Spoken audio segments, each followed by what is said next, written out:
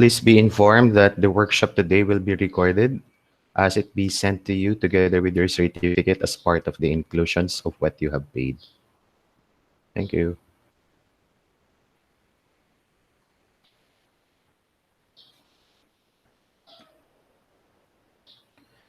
What makes a good research, particularly an action research? What process one must complete to produce effective action research? All this and more will be discussed in today's event. Let's put ourselves in the presence of God, in the name of the Father, and of the Son, and of the Holy Spirit. Amen.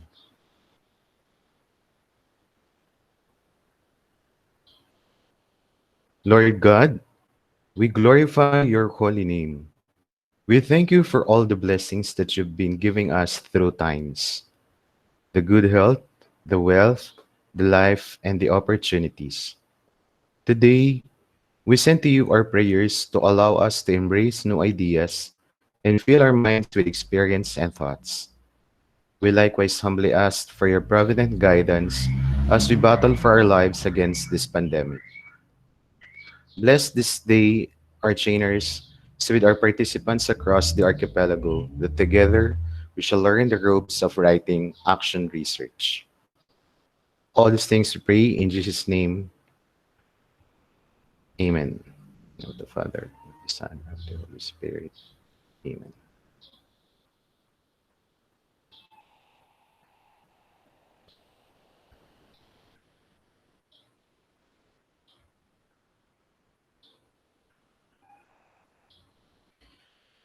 Ladies and gentlemen, the Philippine National Anthem.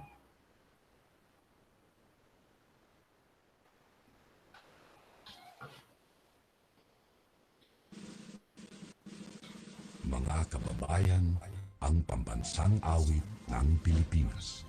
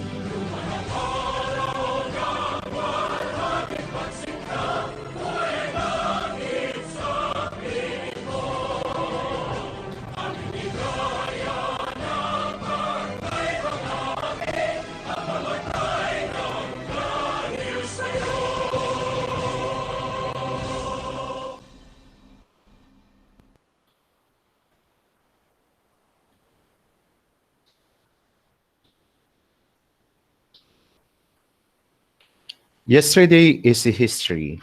Tomorrow is a mystery. But today is a gift. That is why it's called present. Like in the movie Kung Fu Panda, today we shall empty our cups and learn new things. We shall embrace ideas and welcome virtual interaction for the sake of academic register. Good morning, everyone. I'm Mr. Mark Castro, and I'll be your host for today. Thank you, Sir Irvin.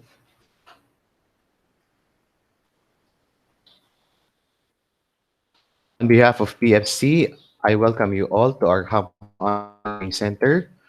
Powerhouse Scholastic Center is an online platform dedicated to professional advancement training, review sessions, and certificate courses. It employs instructors, review specialists, and trainers who are adept in their fields of specialization.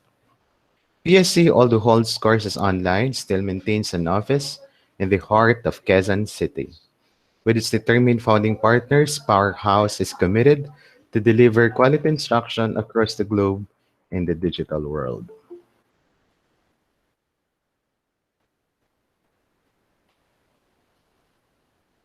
At this point, allow me to welcome all participants whose backgrounds are diverse, most of whom are teachers, government employees, and graduate school students.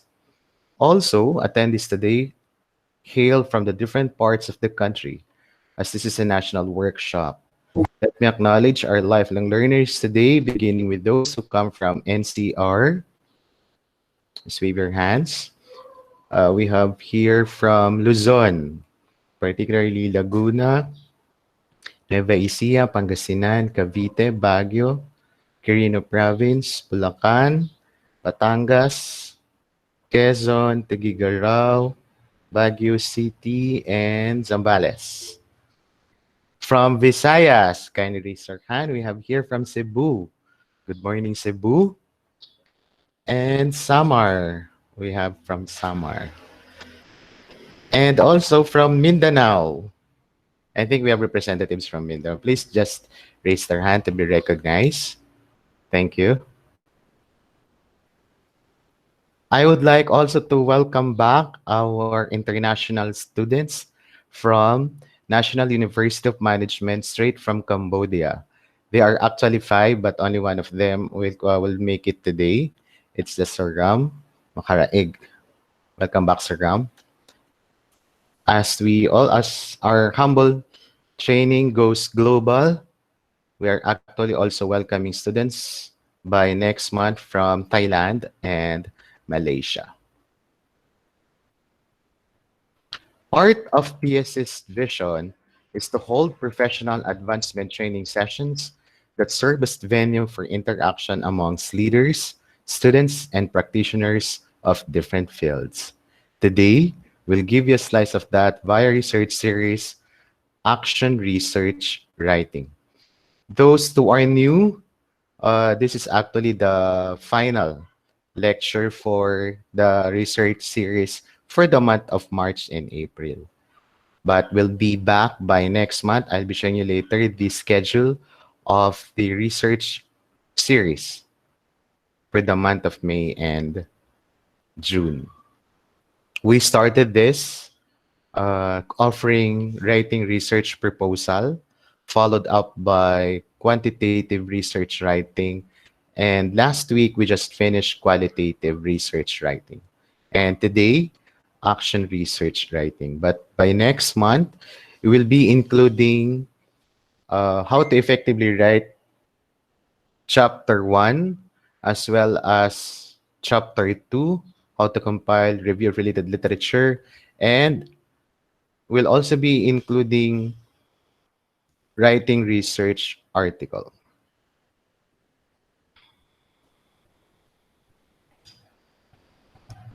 So we'll be give you a schedule of our research series writing by the months of May and June, later part of the session. At this point, allow me to introduce our resource speaker for today. Our resource speaker is a well-decorated, internationally acclaimed researcher whose works have been published here and abroad. He is currently the Dean of the College of Arts and Sciences and the Research Director of Mary the Queen College, Commonwealth Avenue, Diliman, Quezon City. Just recently, in fact, one of his writings has been published on Academia Journal. His excellent and relevant works made him chosen by the Asia Pacific Excellence Award as the most outstanding Filipino writer in 2017. Friends, my honor to present to you our trainer for today, Dr. Frederick Edward T. Fabella. Good morning po, Sir Mark. Thank you po ulit. And good morning, everyone. Let me just say hello to all our participants for this April 18th. Ayan, no? So, halo-halo na po pala tayo. We are not just national but international pa rin. No? And sabi nga ni Sir Mark, dadami pa raw by next month. So, nakakatuwa naman po. So, ready na po ba kayo na matuto about action research? Ayan. Baka iba sa inyo nakagawa na ng action research. It's actually not that difficult. No? Hindi siya gaya ng mga thesis natin sa masteral. No? We just have to know the actual process, lalo na yung mga taga Department of Education. Sino po ba mga taga-DepEd po dito? Pwede po nyo bang itaas ang inyong mga kamay? Ayan, no? So, alam po natin na sa DepEd ay may mga requirement paminsan-minsan yan, ano, na gagawa po ng mga action research ang mga teachers po. Kaya I hope this will be useful po sa inyo. Okay, so let me open my PowerPoint po ulit.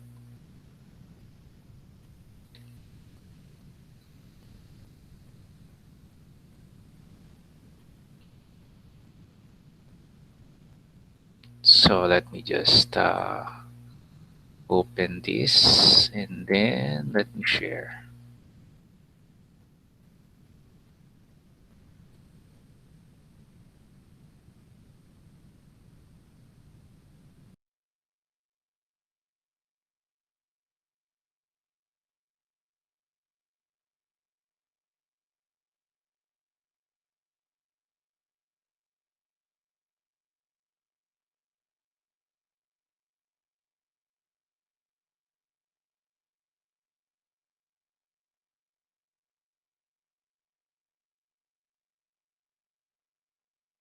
So tayo for this sunny Sunday morning.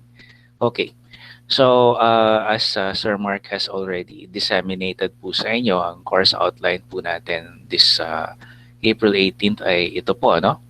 So, we will be talking about, syempre, unti-untiin po natin what is the nature of action research, no? Hindi po tayo magda-dive in agad sa mga detalye. And then, we will be discussing the process. Yan. Proseso po muna. Overview lang po. And then, dahil ang action research po is very relevant to our Department of Education educators, no? We will be basing the action research format on DepEd Order number 16, series of 2017. Okay, so ayan. So it's the research management guidelines. And then we will find out paano ba ine-evaluate ang research proposal, because before you can even engage an action research, it has to be approved first. Paano ma-approve yun? I-evaluate muna ng designated evaluator ng DepEd kung sino man yon, no? For your division or area. And then, we will be discussing a very specific format, yung BERF or BERF compliant action research proposal. We will actually be looking at action research na gawa na, approve na at tapos na po, na tinanggap na po ng DepEd. So hihimayin po natin yon kasi mas maganda po talaga na we look at the research and hihimayin natin, no? One of the tips that I can share with you po, if you want to do something, no? Hanap po kayo ng tapos na and then pag-aralan po natin yung mga parts. Ayan, no? So parang ano yan eh. The concept is called reverse engineering, no? Segue lang po ako. Ang mga Chinese, magaling daw sila dyan. Kukunin nila yung technology ng ibang bansa, pag-aaralan nila, and then they will develop their own. No? Ang tawag po doon ay reverse engineering. No? Kaya mga products ng China is on par with the technological products of other countries kasi ginaya lang nila. No, so parang ganun din po yung gagawin natin. So mas maganda po na we will look at an actual DepEd action research based on this format. Okay po. So this is what you can look forward to for this morning. So all educators have one goal, no? For their students to learn. Syempre, it gives us so much satisfaction na nakikita natin sa mga mukha ng ating mga learners na natututo sila. Nakikita natin na matataas yung scores nila sa ating mga assessment tasks. Di ba po?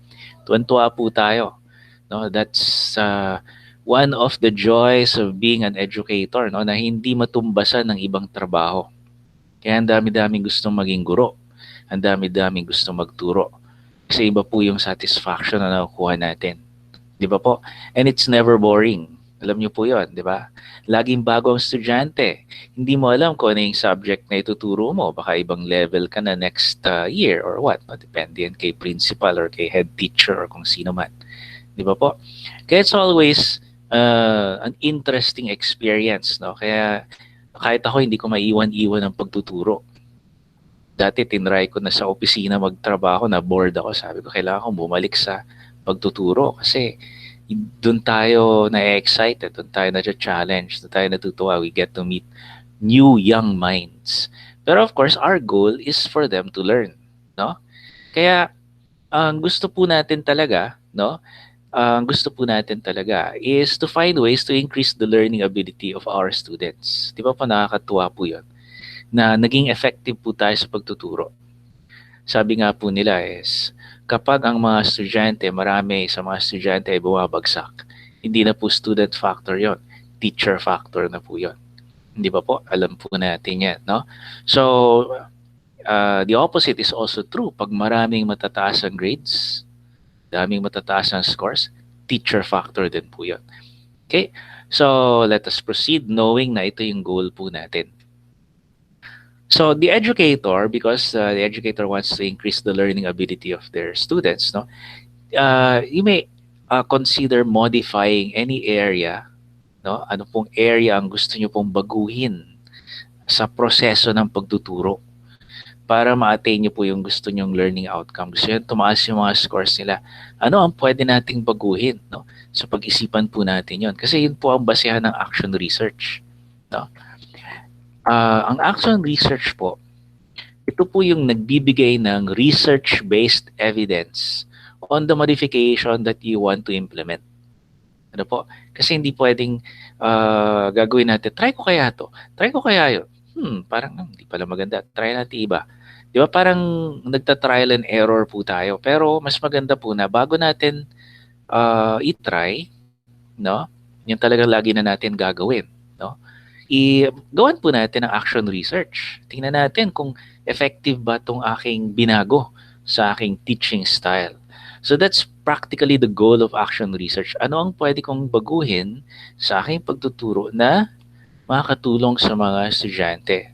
Na ito po yung nakakatuwa, no? Ever since nagkaroon tayo ng work from home, teach from home, online learning, di ba nabago yung mundo natin? Drastic change. From face-to-face classroom interaction, naging online. Ang daming challenges, ano po? Ang daming paghihirap, no? Minsan tatry natin to, tatry natin yan. Parang bakit ganun? Hindi pa rin natin sila na-motivate. Parang may problema pa rin. Parang ayaw pa rin nilang pumasok. Parang hindi pa rin sila natututo. Kaya ang online learning, ang work from home ng teacher is a very rich area for action research. Kasi bago lang to eh. Last year lang po natin sinimulang gawin. Ano po, kahit ang CHED, ang DepEd, ang mga eskwelahan, nangangapa, ano bang dapat approach? No, gaya ng isang school na pinagtuturuan ko. Tinry muna nila, let's set deadlines kasi kailangan matuto yung mga estudyante. Deadlines, no? Kailangan may deadlines yan, kahit online submission, deadline. Problema sa pag-implement nun, ano nangyari? Hindi naman lahat ng estudyante lagi may connectivity, laging maayos ang gadget, laging may kuryente, mahina, mahina ba o malakas yung signal. Yun yung problema. So, teka sige, deadline, parang hindi yata mag-work na. Nag-set ka ng deadline, kalahati ng klase, hindi nakasunod. So what happened? Di trial and error. Baguhin natin, wala nang deadline. No? Basta gawin lang nila kung kailan nila kaya. Ano naman ang nangyari? Ano nangyari sa estudyante? Hindi nila ginagawa. Hindi nila ginagawa hanggang sa quarterly exam na, quarterly test na. No? Sa kanila gagawin lahat. Eh syempre, binigla mo yun, no? Walong quiz, gagawin mo lahat, eh di bagsak lahat. No? Alam, hindi mo naman pag-aaralan lahat yun. So, teka, where's the balance? What can we do? No? What can we do to strike a balance between setting deadlines so that there's discipline and not setting deadlines para hindi naman sila ma-stress, baka wala silang pang data, di ba po? Pero ang problema naman doon, no? Hindi nila ginagawa yung mga requirements until the last minute. So of course, no, the case-to-case basis po yan, depende sa eskwela, especially in the private institutions, no? Hindi gaya sa DepEd po, syempre may uniform, ano na po kayo eh. There's a uniformity in the implementation of the procedures and the processes. Pero sa mga private institutions, nangangapayan, kanya-kanya yan. Teka, ano ba gagawin natin? Ganito ba? Ganyan, ganon. no? So, very rich ang online ng bagong setup po natin for action research. Marami po tayong pwedeng pag-aralan. Kaya baka may idea na po kayo. Ano po ang gusto nyo pag-aralan? Okay? So, let's proceed now to the nature and characteristics of action research para po magkaroon tayo ng idea so that we can distinguish it when we try to define something. That's when we can distinguish it from other forms of research. Gaya po ng mga nauna natin na mga webinar, no? For the past 3 Sundays, no? Banggit po natin yung nabanggit ni Sir Mark yung quantitative, qualitative. By knowing the nature and characteristics of one type of research, we can distinguish it from the others. Hindi yung nalilito tayo, ano ba to? Quantitative, qualitative, action research, ano ba? Di ko alam. No? Naguguluhan tayo. So, we need to give identity to a particular research. Parang tao yan, no? You want to know the identity of a person para kilala mo siya. And you can distinguish that person from other people. Ganun po, di ba? Okay, so let's look at the nature and characteristics of action research. So action research is inquiry conducted by and for those taking the action. Kaya siya tinawag na action research kasi may gagawin kang action. May babaguhin ka eh. You're going to implement something new, something different, maybe something radical. Ano po? And by doing this inquiry, you will now see whether or not this new action that you will take will be effective. Yan. So, sino ang nakikinabang doon? Si educator. Si educator, hindi si learner, secondary na lang po yun. Okay? So, the primary reason for engaging in action research is to assist the actor. Kaya po siya action research kasi may act. No? The root word of action is act. No? Actor, act din. So, the actor is taking action. Kahit tayo po yon, the educator. Ano po yung ating action na iti-take? To modify or improve our teaching process. Okay po? And it's always relevant to the participants, no? It's always relevant kasi tayo po yung namili, no? Researchers are the primary consumers of the findings kasi kayo po yung nag-implement para po malaman ninyo kung effective nga ba yung ginawa ninyo. Hindi nyo yun ginawa para sa ibang tao. Hindi nyo yan po ginawa para sa mga learners nyo. Ginawa nyo po yan para sa inyo. This is the nature of action research. Tayo po ang nakikinabang sa action research po natin. Okay. So action research helps educators be more effective. Yan. Siyempre, ang goal po natin talaga is matuto ang ating mga learners. Di ba po?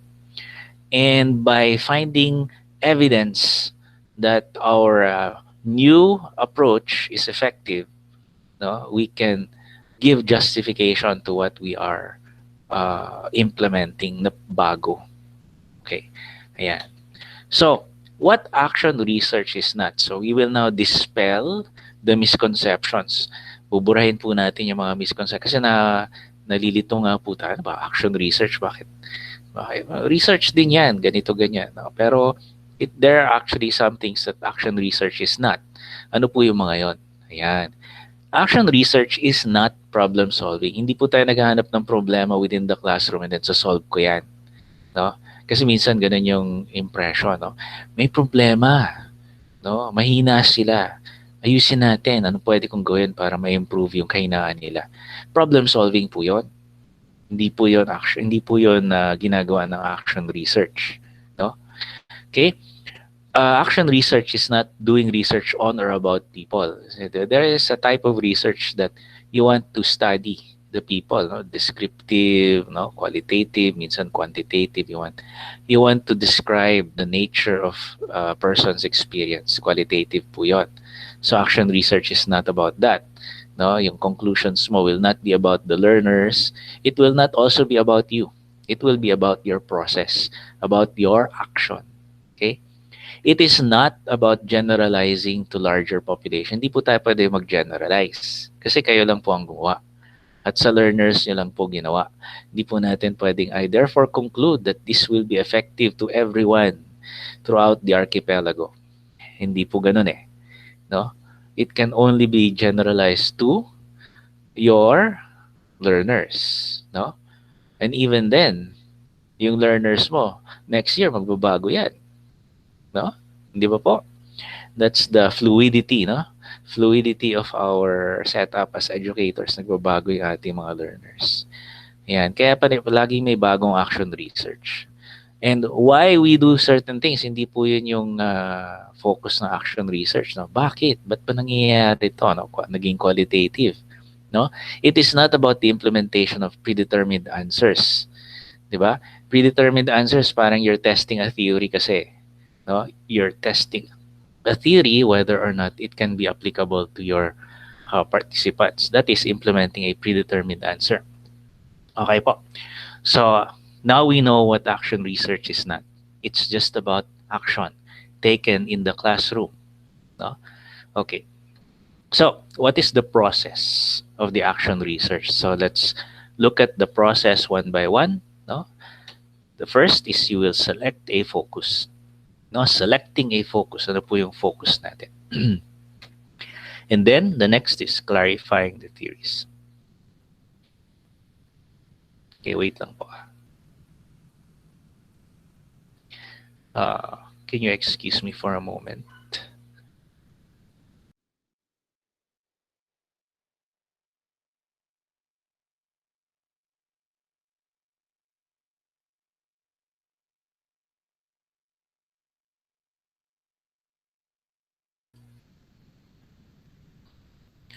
Ayan. So, sorry for that.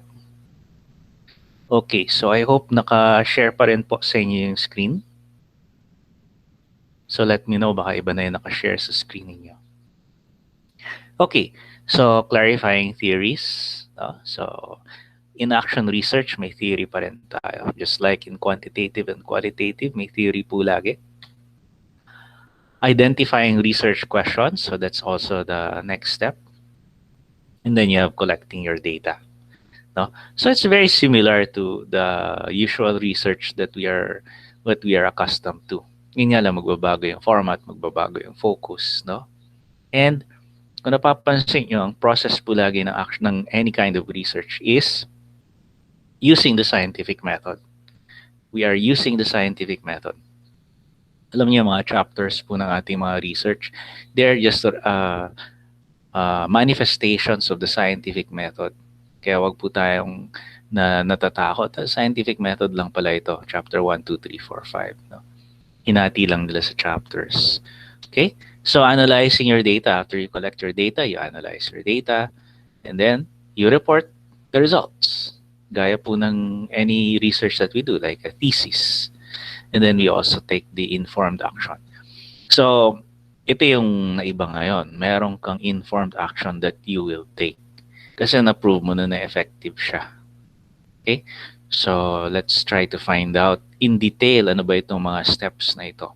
Let's look at them one by one, more in detail. Now, as we go through the steps, I want you to reflect na po ngayon. Since I'm assuming that the reason why you attended this webinar is because you will be doing an action research yourself, no? Baka pwede na po kayo mag-isip ng gusto nyong topic. Hindi ko po ipapashare sa inyo sa webinar na ito. Pero mas maganda po nakakapag-isip na po, ano kaya yung pwede kong pag-aralan? Okay? So let's look at this. Let's focus on the steps of the process one by one. Okay, selecting a focus. Unahin po natin yan. So, in selecting a focus, no, what are the elements of our teaching practice or what aspect of student learning do we wish to investigate? No? So, may investigation po tayong gagawin. Yan, no? So, in your case, I want you to reflect on this. What area of the teaching process would you like to modify or try something new? Yan, no? So, isa po tayo. Let's try to think about that, no? Okay? To help us imagine, no? To help us in that step, dito sa step na ito, sa process na ito. Try to think of these. Yan, no? Think about the subject area you are teaching. Kung maraming subject area, pili lang kayo ng isa. No? And then think about the level of your learners. Elementary ba? Anong grade? High school ba? Anong grade? Senior high school ba? Anong grade? Yan. No? Pag-isipan po natin yon. And then think about their performance. Think about their perform. Ano bang, how are they performing in your class? No? Okay ba? No? Satisfactory ba? Mastery ba? Or kung ano man. Di ba po? Think about their performance. And then think about this. Can their performance be improved? No? Meron pa bang room for improvement? Yan. No? Sa anong paraan? Now, yun yung last step natin.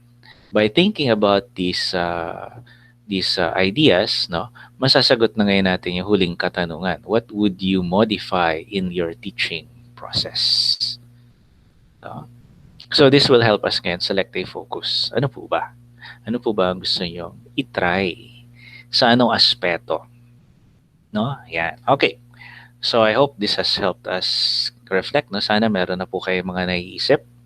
No? Para na-apply po natin yung steps. Mas maganda yun. May ni-imagine na kayo na idea, na topic. And then we are trying to visualize how we will implement the step in the topic that you are considering. Okay po? Ayan. All right. So let's now proceed to the second step of the process, clarifying theories. Okay. So try to identify the values, beliefs, and theoretical perspectives, no, that you hold. Ano ba yung pinaniniwalaan ninyo?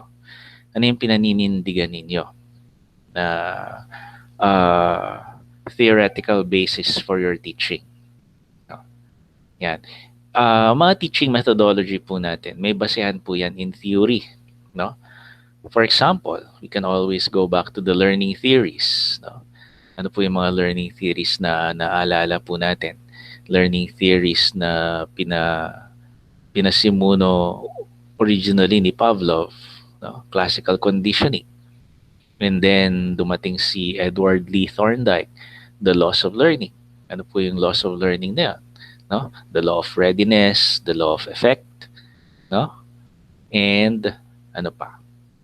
Yung practice, the law of exercise. Yeah, the three major laws of learning ni Thorndike.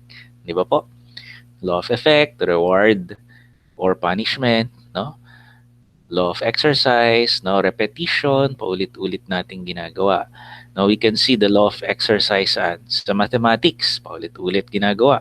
No? Practice, practice, practice, exercise, exercise, exercise. Sa mathematics, ganun yun. Kasi pag hindi pinractice, hindi natin na kumbaga sa yung tinatawag nilang muscle memory, pwede nating tawaging mental muscle memory, no? Nasasanay ang utak, kaya practice, practice, practice, di ba po?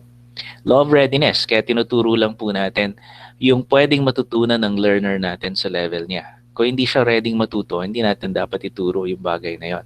Kaya di ba, nakakahon ang pwede nating ituro sa isang grade level, no? Kung babalikan po natin ang mathematics, hindi po natin pwede ituro sa grade 1 ang algebra because they are not ready. No? Law of readiness. Kay Thorndike po yun. Pwede rin po natin balikan si B.F. Skinner, no? Operant conditioning, no? The concept of reinforcement. Positive reinforcement, negative reinforcement, di ba po? Positive punishment, negative punishment, no? Reward in reinforcement schedules. All of these are theories upon which our teaching process is based. Now, of course, there are other learning theories. No, you can you can even consider yung cognitive theories, no, yung kay Piaget, no, or yung kay Vygotsky, if you remember Vygotsky, no po. Now, in pedagogy, no, pedagogy, tama ba yung pronunciation ko? Pedagogy, kasi kung ano-ano, iba-iba naririnig ko eh. Pedagogical, yeah, no. What theory would be best suited for the approach that you wish to try? Yan. Pipili po kayo ng theory. Okay? So for example, no, in the pedagogical, again, hindi ko alam kung tama yung aking pronunciation, no? Ano po ang gusto nyong gamiting approach? Behaviorism ba? Constructivism po ba? How do the students learn? Is it through behaviorism? Nire-reward sila kaya sila natututo?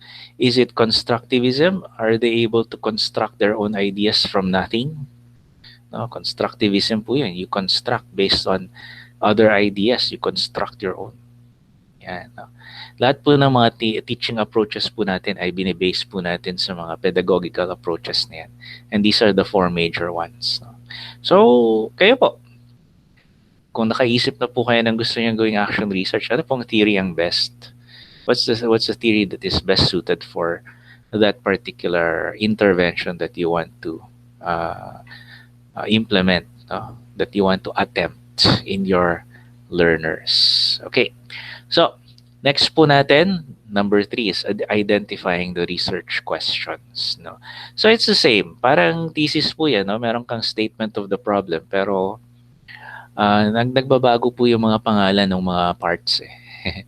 Ayaw nilang tawaging statement of the problem. Why? Because there is no problem. Sabi nga, it's not problem solving, so why call it a problem? No? Just state it as a research question. Di ba? Kasi pag sinabi mong problem, naku, may problema. Oh, so sa thesis, iba po eh, statement of the problem, pero pagdating sa action research, research question. Yan. Okay po. So once you have identified your topic, no, try to think of research questions that will guide your inquiry. Remember, it's the research question that you want to answer. You're doing everything just to answer that research question.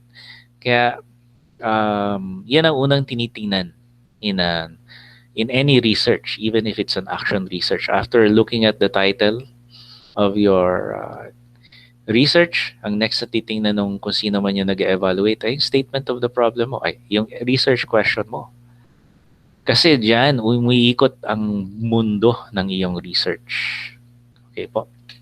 All right. So how would you frame your research questions, no? For example, ito example lang po to. What are the scores of the learners in the math test before and after the proposed intervention? Yan, no? For example, math test or math ang tinuturo po natin, no? Ano po ang score nila before? Ano po yung score nila after? Kasi kadalasan yan yung format po na action research. Before and after. Di ba po? Okay. So, that's just an example. Ano po, you can actually, no, create your own research question using that format. Let's now proceed to step 4, collecting data. Data collection. Yan, data gathering. Iba-iba po ang tawag dyan, pero isa lang yan. Ensure that valid and reliable data collection strategies are employed. No? Valid and reliable. No? Doon sa webinar po natin on quantitative research, pinag-usapan po natin ang validity. Valid nga po ba yung inyong mga gagamitin na questionnaire or test or what. No? Now, when it comes to assessment tests na binibigay po natin sa mga estudyante po natin, no? Pag modular po yan, usually yung gumawa niyan, syempre, we assume na yung mga test na yan ay valid na po yan. Kasi yung ginagamit ninyo lahat eh. Yan ang ginagamit ng DepEd, for example. No? Di ba po? The modules are already there. The questions are already there. Hindi naman natin pwede sabihin, valid ba to? Hindi. So we can always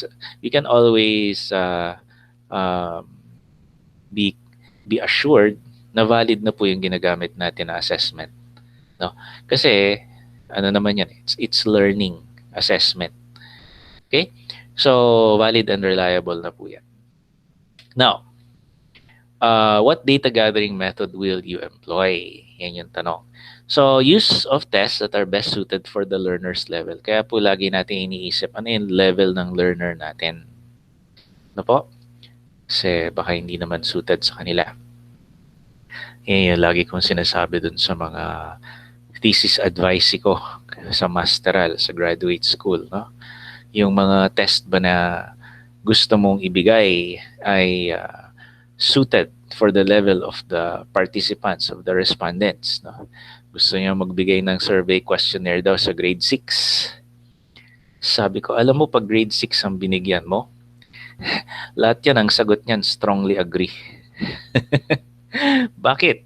Kasi yung mga elementary, di ba, they're looking for the answer that will please their teacher. They will not look for the answer that is an honest reflection of themselves. Di ba? May social desirability pa po kasi yung mga bata. No? Di ba? Ang iniisip nila lagi, ano yung tamang sagot? Ano yung tamang? Siguro strongly agree. So you cannot give questionnaires to grade 6. Kaya kine-question ko yan eh. Gusto mo It has to be a more a mature mind that values self-reflection, honest answers, not pleasing the teacher. All right, no? So anyway, hindi naman po tayo magpapa-survey sa mga learners natin. Use of an intervention that is also suited to the learners, no? Yung ini-implement po yung intervention, yung gusto nyong baguhin sa inyong teaching methodology, eh, angkop po ba sa level nila? No? Angkop po ba sa level nila? Kasi remember, you're going to take action. Your action, your act, is supposed to be for the level of your learners. No? Baka naman sobrang taas or baka naman sobrang baba. Hindi angkop. No? Dapat sakto lang. Swak. Swak for your learners. No? And of course, use of sound research methodology. Ibe-base pa rin natin sa quantitative. Remember, action research is a quantitative type of research, no? Pero it's more used in the educational setting. The educational setting. Okay po. All right. So let's proceed now to analyzing your data. So since this is a quantitative research, no? So you want to know ano ba yung kwento ng data na binibigay mo, na nakuha mo. And bakit nagkaganon? No? Kasi may kwento. Lahat ng thesis may kwento yan. No? That's what I try to see whenever I read a particular research. Ano bang kwento nitong research na ito? No? Ano yung beginning, middle, and ending? No? Lahat ng bagay kasi may kwento po eh. And no, ano yung kwento? Nagsimula yan kay teacher, nagtuturo siya, nakita niya na parang mababa yung performance, so ano yung kwento? Gusto niyang pataasin, no? Ano yung ginawa niya para tumaas? Tumaas nga ba? Yun yung kwento nun eh. This is the story of the action research. Now, since quantitative po ang action research, no, what statistical tool will you use? Now, you have to be very careful with the statistical tool. Kasi pag mali yung statistical tool na ginamit natin, all your conclusions will be wrong. All your findings will be wrong. Kaya it's best, no, if you're not confident about your understanding of the statistical process, you ask help from someone who knows, no, who knows what statistical tool is best for your research, no. Huwag po nating i-assume. No, minsan kasi ina-assume po natin, ay ito gagamitin ko. No, or nakakita ka ng isang research, yun ang ginamit niya, yun na yung gagamitin ko. No? Delikado po yun. Mas maganda magtanong po tayo. No? So if you are using a pre-test post-test design, which is quasi-experimental, ang pre-test post-test design po is quasi-experimental, yung before and after. No? And sabi, gagamit daw siya ng t-test. Pero marami palang klaseng t-test. Ano gagamitin natin? No? Eh, basta kahit anong t-test na lang. T-test din yan. Nakalagay dito sa ginagaya ko. T-test. Di t-test. No? Kung ano yung formula niya doon, yun din formula ko. That's dangerous. No? Kasi maraming uri ang t-test. No? And you have to use the t-test that is suited for your data. No? Independent t-test, no, is about two different groups. No? Paired t-test is about the same group. Welch t-test is about two groups that have different sizes. No? Halimbawa, isang grupo 100, isang grupo 200. No? You cannot now use the ordinary t-test for that. And that's something that kung hindi tayo statistician, hindi natin na-appreciate yun. Hindi na, uy, tako, teka, nag-t-test ako, hindi pala dapat ito yung ginamit ko. Ang dapat ginamit ko ay Welch t-test. No? Kasi may question yung ating findings pag nagkamali tayo ng gamit ng statistical tool. No? So let's not try to assume that we know everything. No? Siyempre, we all are experts in our different fields. So mas maganda hingi tayo ng advice from an expert in that field. No? Yung statistician, no? Yung math teacher, no? Or yung tao nakagawa na ng maraming research. Yan, no? Kaya pag sa thesis, di ba, yung validation, no? Usually yung panel, no? Yung panel na tumitingin po ng mga research na yan. Usually dahil gamay na nila yung mga research, no? One or not, if not all of them are also are also experts in statistics. No? Yeah, so we have to be very careful. Okay po. So in a pre-test, post-test design, ang ginagamit po natin dyan ay paired t-test. No? Kasi you're only studying one group before and after. So paired po paired, hindi po independent, hindi po Welch. Okay, so paired t-test. Ayan. Let's now go to reporting the results. Once you've gotten your results, no, na-analyze mo na, na-t-test mo na, paired t-test, syempre you want to add to the body of knowledge. No? Yun ang kagandahan ng action research. Ang action research kasi is uh, practical. Practical po siya. Mapapakinabangan ng ibang educators. No? If you share your results. Mapapakinabangan niya ng ibang teachers if you share the results. No? Pwede rin nilang itry sa kanilang respective learners. No? Kasi there are researches that have really have no, some of them have no practical application. No, may mga research just for the sake of knowledge discovery. Iba po yun. No? And then may mga research that is applied. No? Research that we can benefit from.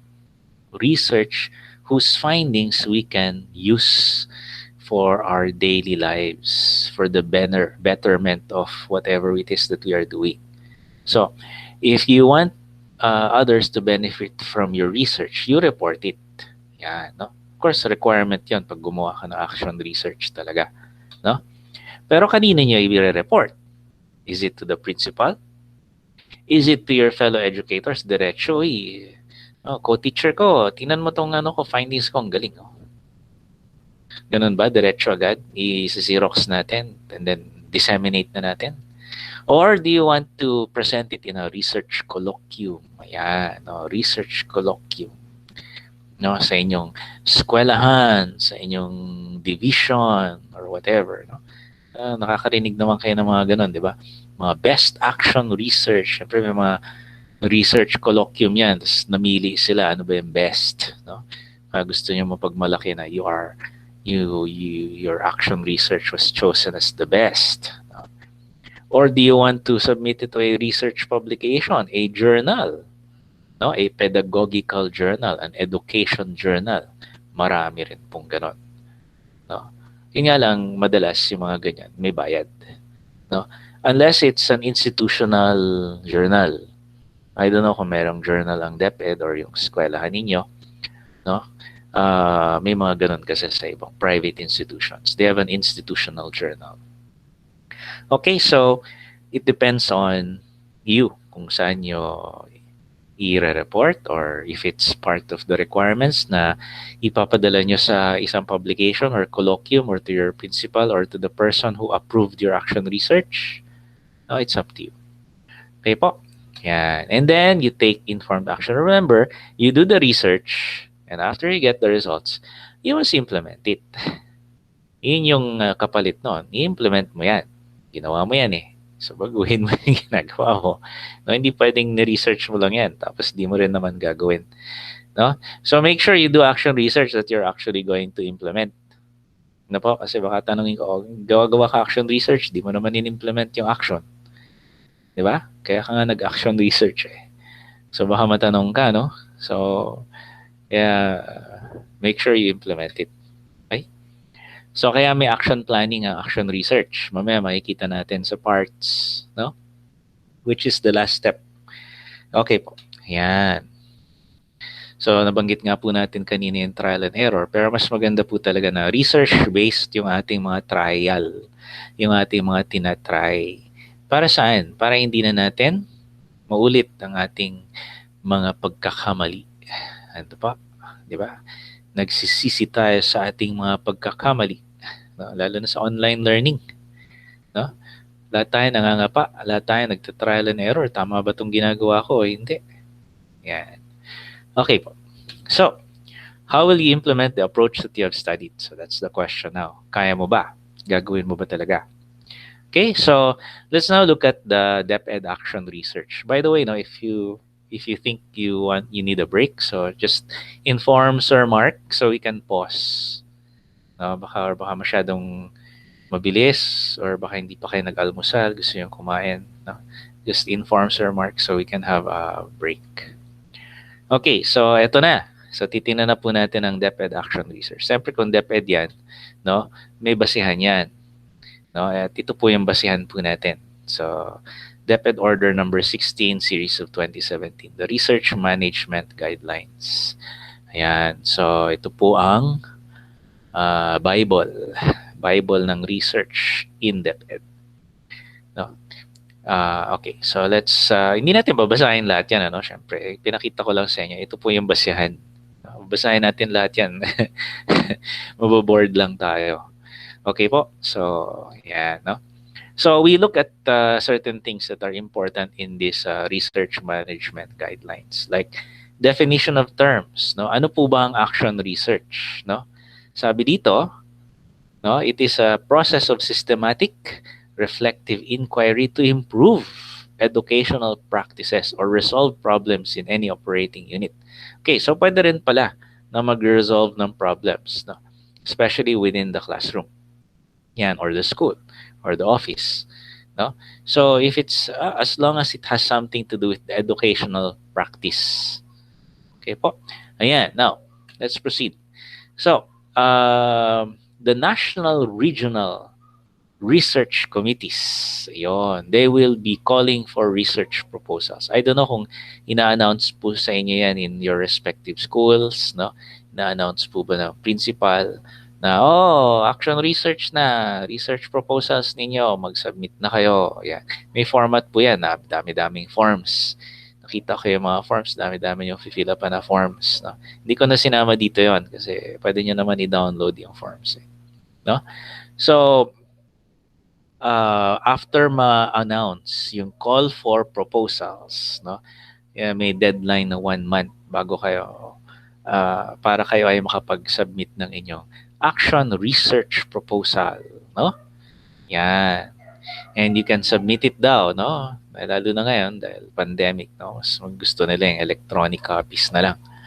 So when you download the action research proposal application form, yan, no? Application form, no? Of course, i-endorse ng immediate supervisor. Yeah. After nyo i-download yun, fill upan nyo na. Yeah, no? And then there are certain requirements. So ito lang po, no? Ito lang po yan. So it starts with a call for research proposals. Doon po nagsisimula yung cycle. No? Doon po nagsisimula yung cycle. Okay? So, of course, alam po natin na hindi naman yan all the time, anytime. No? Meron lang siyang set time of the year. Ano po? Alright. So, alam na po natin. And then, after you have created your research proposal, may screening po yan. No? May screening po siya. And of course, bago ma-consider ang iyong research proposal, kailangan kompleto yung documents mo. No? Kailangan walang conflict of interest doon sa propose mong kung ano man. No? Paano magkakaroon ng conflict of interest? For example, may pinopropose ka na gagamit ka ng isang uri ng research material. I therefore propose that I will use this research material, this new textbook, no, for the learners. Kunwari lang, new textbook, yung pala kamag-anak mo yung may-ari nung gumagawa ng textbook. Conflict of interest po yun, no? Kaso yun. Okay, so malalaman po nila yan. So, conflict of interest. Non-conformance to research ethics. So, alam po natin, may mga ethics po yan. No? Ayan. Okay? So, may mga later pag-uusapan po natin tinatawag nilang research grant. Non-alignment of research topic to the agenda. Kasi may agenda po talaga ang Department of Education Research. No? Ano po yung agenda? No, andun po yun doon sa DepEd Order 16. And of course, may cost estimates po tayo. Okay, so, syempre lahat ng research may gastos. Yan, no?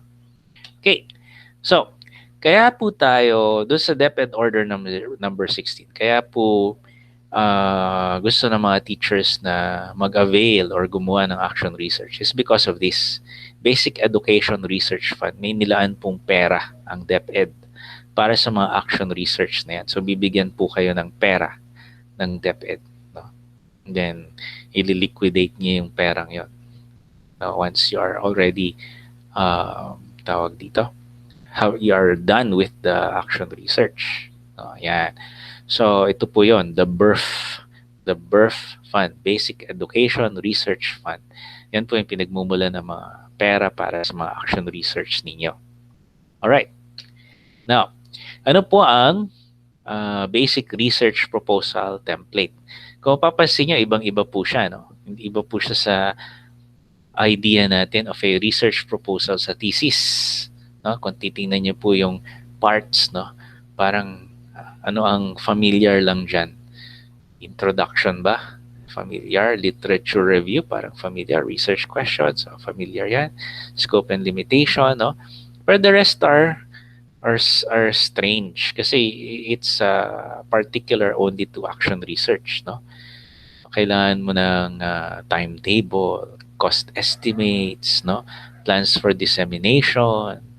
So, meron din siyang kakaibang mga parts na meron lang sa action research. Okay po, pag ititingnan po natin yan closely later. Okay. So, tingnan nyo po, no? Ito po yung birth. No? Ito po yung pera na nilalaan ng DepEd para sa mga research. Yan. So, syempre, ang titingnan nyo po dyan yung nasa pinakababa sa schools. Unless nandun ka sa division level or regional level, no? Nandun ka sa national level. No? Halimbawa, ikaw ay national. No? Gumagawa kaya sila ng mga research sa national level. Ayan. Okay. So, sa schools, no? Meron kang pag na-approve ang iyong action research proposal, pwede kang bigyan ng up to maximum of 30,000 pieces. Naalala ko yung Itbulaga. 30,000 pieces. No? 30,000 pesos. Pero kailangan tapusin mo yung research within 6 months. So, pressure yan sa'yo. Bibigyan kita ng 30,000 pero dapat tapos mo yan in 6 months. Kailangan tapos lahat. As in tapos. As in, na-print mo na. As in, kung kailangan i-hardbind yan, i-hardbound mo na. Pero hindi yata ina-hardbind ang action research. Ano po? So, pressure po yan. Kasi pag pinigyan ka ng grant, may kontrata yan. No? Kailangan mong tapusin. No? And, no? Yan, yung sinasabi natin na kontrata, yung MOA. May MOA signing. Remember, ang Memorandum of Agreement is a binding legal contract. You are bound by law, no, to fulfill your part of that contract, no? May meeting of the minds na. At pag hindi mo yan tinupad, merong may katapat na consequences po. Kaya iba natatakot na gumawa ng ganyan kasi natatakot sila na baka hindi nila matapos. Okay? And of course, sa dami ng ginagawa ninyo bilang teacher sa DepEd, no? Kaya niyo pa bang gumawa ng action research?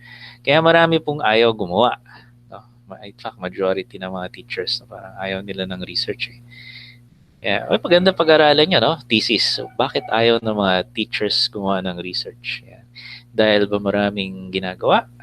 O dahil ba takot sila sa research? O dahil takot sila sa MOA? Yan, no? Dami, maganda pag-aralan yan. Thesis. Masteral. Okay?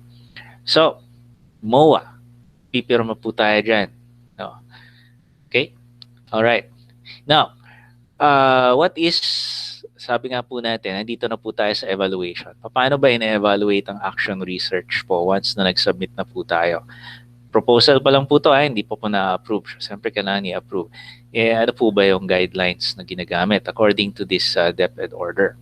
So, tingnan po natin. So, this is a spectrum, no? Low to high. So, tingnan po natin yung criteria. So, the rationale of the research, 10 points daw yun. 10 points daw yun. So, tingnan na po natin agad yung sa high.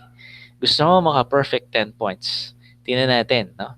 The nature, extent, and salience of the research topic are comprehensively discussed. No?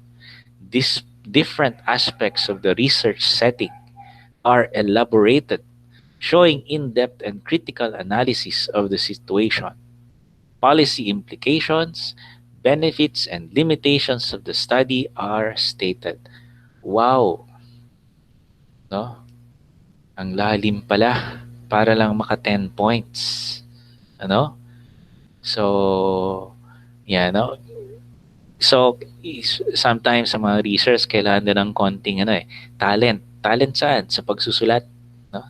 Yung medyo literary ka. No? Kailangan nakikwento mo yung gusto mong yung nais mong gawin. In a flowing manner na ma-appreciate no nagbabasa. No?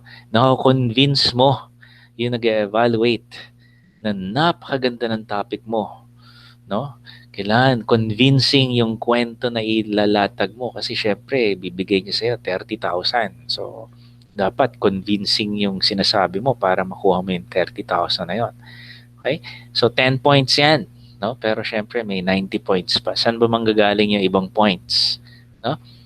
So, dito sa rational, kailangan magaling ka po magkwento. Kwento mo yung napakahalaga. Para sa'yo, ito na yung pinakamahalagang bagay. Pag nagkikwento po tayo sa rational, kailangan yung gagawin mo po ay napakahalaga. No?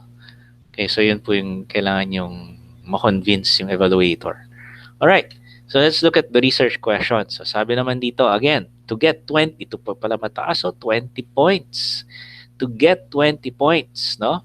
Research questions should logically proceed from the context of the study. So yung study po natin has a context, no? And it's formulated to clearly show the extent and different angles of inquiry. Yan. Okay? So, okay. So, dito po madalas nagfo-focus. Dito po madalas nagfo-focus yung mga evaluators, so kahit yung mga panel sa mga thesis. They focus on this because this is actually the heart of your research, yung research questions. No? Kaya, your research question has to be framed, no? Oops, sorry. Framed in such a way na, framed in such a way na yung inyong questions uh, indicate the variables. Ano po yung variables ninyo? Para saan? No? Yan. Okay, mamaya makakita po tayo ng mga example para mas ma-appreciate po natin. Okay, so let's now go to another criteria. Another criteria is use of related literature and proper citation. So, proper citation, alam po natin na may APA. Kung yun po ang pinaprescribe ng DepEd, yung APA, so pag-aaralan po natin yan, pati yun, may points yun. No? Use of related literature. So, sabi dito, para makakuha ka ng 10 points, anong kailangan? No? Synthesize yung inyong research. Hindi lang, no? Nag-juxtapose tayo ng sunod-sunod na mga abstract doon, no? Mga quotes from researches. No? Even your related literature has to have a flow. They have to be grouped together according to themes. No? There has to be a flow between one topic to another topic, to another topic, to another research, no? According to this, but according to that. Therefore, according to these researches, may ganun po tayong style. No? Hindi yung minsan kasi nakakita ako ng ganyan, copy-pasted lang yung mga related literature, copy-paste, copy-paste, copy-paste. No? Hindi mo makita yung flow. So if you want to earn your 10 points, no, ma-approve ka, no, show the flow, and of course you have to make it you have to summarize and synthesize all the researches that you are citing. So ayan, pati yung constructs na mababanggit po natin. Ano po yung mga constructs? These are the ideas, no, the human constructs that you are studying, like learning, etc. No, you have to also define them, defined in the related literature, also in a conceptual framework. No? Okay? So, ayan. Alright. So, that's how you earn your 10 points. Now, research methods. Tingnan nyo po gaano karaming points yan, no? 40. 40. Napakahalaga ng research methods po pala. Kaya dapat, No, maganda po yung ating research methods. So mamaya we will focus on the research methods kasi yan pala yung 40 points natin, no? Para ma-approve po yung ating action research proposal. Okay. So, how do you get how do you get 40 points? Naka-breakdown yan. Naka-breakdown yan. Una, tingnan po natin yung sino ba yung gusto mong participants, no, or other sources of data and information. Sabi dito, you have to give details of your target participants. Sino po ba sila? Is it just your students? Okay? Ilan sila? Ano yung mga katangian nila? No? What will be your sampling procedure? Will you get all of them? Will you randomly select some of them? No? Ayan, no. Kaya in writing your action research proposal, kailangan you have to look as though you know what you're talking about. I will be utilizing, no, non-probability random sampling. Wow, no? Pag nabasa yan nag-evaluate, wow, alam niya yung mga non-probability, no? Minsan kailangan talaga you have to be impressive in the words that you use, no, kasi para sure ka na ma-approve, no? If you really want your action research to be approved, no? Based on DepEd order number 16. All right. So aside from that, no, you have to justify bakit sila yung participants mo, no? Again, sabi dito kailangan may rational ka. Bakit sila? No? Because they are the ones who might not be performing well? Pwede. Pwede yun po ang ating justification. Kung magpo-purposive sampling ka, pipili ka lang ng mga bata na medyo tawagin na nating slow learner or underachiever. I don't know ano yung technical term na ginagamit ng DepEd ngayon. No? Pwede rin po yun. Babanggitin po natin. Non-probability purposive sampling. No? Kaya you have to really use the research methodology terms, the terminology para ma-appreciate ng ating ng ating evaluator yung ating research knowledge. No? May alam tayo. Okay po. So, 20 points, the data gathering methods and research instruments. So, to get the 20 points, ano po ang kailangan natin? The proposal explains why you chose the data gathering method. Why did you choose it? No? And it is aligned with your research questions. Yung may sinasabi po natin lagi, alignment is very important. Your research questions have to be aligned with your research methodology. Kasi the research methodology will help you answer your research questions. If your research methodology will not help you get an answer, then your data gathering method is wrong. Yun ang unang tinitingnan ng evaluator. You want to find out, no, bigyan ko kayo na medyo exaggerated na example. You want to find out their math test score, but you give them an English test. How do you answer that? I want to find out if the learners will improve their math test scores. I will give them an English test. Di ba po? There is something wrong there, no? No? So you have to know what are the nuances of aligning your research question to your research methodology. All right. So, yan. If you're going to use a particular research instrument, you have to describe it fully. If you're going to use a test from a textbook or a module or a DepEd manual or whatever, no? You have to define it. Sino author? When was it published, etc. How many questions? How many items? No? Yeah. So what subject? What topic of the subject? You have to define it clearly. No? So if you really want to have your action research approved, tadtarin mo ng detalye. No? Para, alam na alam niya yung pinag-uusapan niya. Kasi details tell you that the researcher knows what he is talking about. No?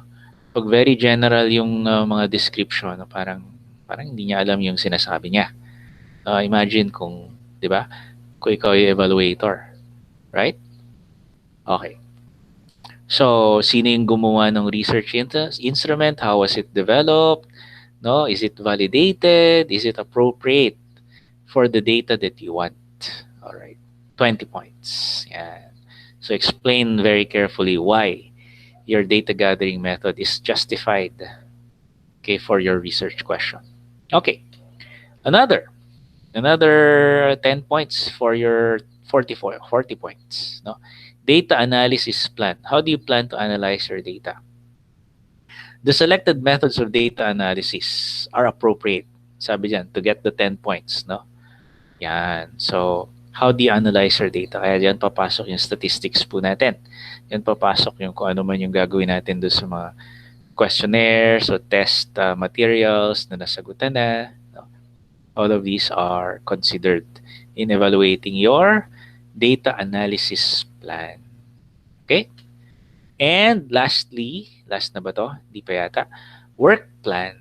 What is your work plan and timeline? Okay? So sabi dito, no? Wala kang work plan, not included, no points. Okay? So the research proposal list of major activities lang. Kung major activities lang, 5 points lang yon. Pero sabi dito, if you want to get 10 points, no? You detalyado na naman. No? So nakita na po natin, the evaluator wants details. Details, no? Providing provided covering start to completion of the research, no? So may work plan ka. Timelines are realistic. Kaya ba? No? Remember, you only have 6 months. So dapat kaya mo yan, no? Okay? So achievable po ba yung iyong mga goals? All right. Okay. Okay, so ito na pala yung last. Cost estimates. Yan.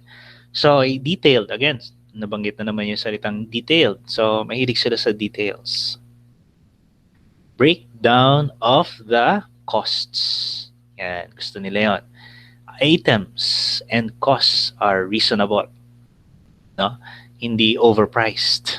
No? So, mahalata nila yan. No? Ba't masyado mahal yata yung mga lapis? Yan, no? Okay, so all of these are considered. So, yan. Okay? So, okay? So, you'll be the researcher will be accountable for all these expenses kasi bibigyan ka nga ng pera. Alright? So, let's look at it in total. Lahat po ng mga tinitingnan sa evaluation of the action research. Your rationale is 10 points. Your research questions, 20 points. Your use of related literature and proper citation, 10 points. Your participants, no, you have to describe them fully and back it, sila yung participants mo, 10 points. No? Your data gathering and instruments, 20 points. No? Data analysis plan, 10 points. Work plan and timelines, 10 points. And then cost estimates, 10 points for a total of 100 points. So this is what you need to target, no, as high as possible for your action research proposal to be accepted and approved. Yan. Okay, so ito lang po. Ito ang sikreto para ma-approve po ang action research natin. Siyempre gusto natin yung funding. Pwede ka naman gumawa ng action research na hindi birth. Hindi po based dito. No, kung ayaw mo ng funding, okay lang, gawa ka lang ng action research sarili mo. Di ba po? Hindi naman bawal yon. No? Tapos pag sinabit mo sa DepEd, no, may points ka doon, di ba po? You're doing action research on your own without funding. Kung ayaw mo mag-MOA. Yan. Di ba? Pero 2-in-1 kasi to eh. 2-in-1. May funding ka na, may points ka pa. Kasi nakagawa ka ng action research, binigyan ka pa ng funding. Okay? So, okay po. Ayan. So, again, let's go back to birth. Sabi nga, this is a grant provided by the Department of Education to support education research in aid of evidence-based policy formation. Evidence-based. Malay nyo, yung inyong action research, yung findings niyo ay adapt ng buong DepEd. No? Kung napakaganda ng ginawa nyo action research, you never know. No? Never know. Naalala ko yung mga accidental discoveries ng mga tao. Accidental discoveries that made people famous. No? I'll just share with you this discovery. No? I mentioned Ivan Pavlov earlier. classical conditioning. Did you know that Ivan Pavlov only accidentally discovered classical conditioning? That was not what he was intending to do. The original intention of Ivan Pavlov, 'di ba may aso siya? Pinapakain niya and then nasanay yung aso na pag may bell, alam ng aso na papakainin na siya. Paano nalaman ni Pavlov na alam ng aso? Naglalawa yung aso. Actually, Pavlov was studying the digestive system of the dog. Kaya nga niya pinapakain eh. Hindi naman niya gusto malaman kung pag nag-bell siya, malalaman ng aso na papakainin siya. Pakainin niya kasi he wanted to study the digestion of the dog. Yun yung pakay niya talaga. No? Yun yung pakay niya talaga. The digestion of the dog. Kasi Pavlov was not an educator. He was also not a psychologist. He was a physiologist. No, ang tawag natin ngayon sa kanila ay biologist, di ba? Mga biologist. No? He was a biologist studying digestive system of the dog. And by accident, they discovered, alam no aso, papakainin ko siya. Nagbela ako, alam na niya. No? And because of that accidental discovery, he won the Nobel Prize. Nobel. No? Yun yun? Okay. All right. So, malay nyo, no? Your discovery can become, no? Can change the direction of DepEd. Yeah. Okay. So, we will now be looking at a birth compliant action research proposal. No, an action research proposal na compliant sa birth para gayahin na lang natin. No? Gayahin na lang natin. Hirap mag-isip eh. Gayahin na lang natin paano ba ginagawa. Ito daw 'yon. May title ka, sabi dito. Sabi ni Francis Eugene D. Gepanaga. Yan, andun yung cellphone niya, baka gusto niya text. Na joke lang. Taga Bagong Barrio National High School siya. No? Division. Schools Division Office of Caloocan City. Of course, wala naman. Meron ba dito taga Caloocan? Baka kilala niyo to. Ayan, no? The use of supplementary learning materials and teaching circular flow of income in economics. So, Teacher Francis is a teacher of economics.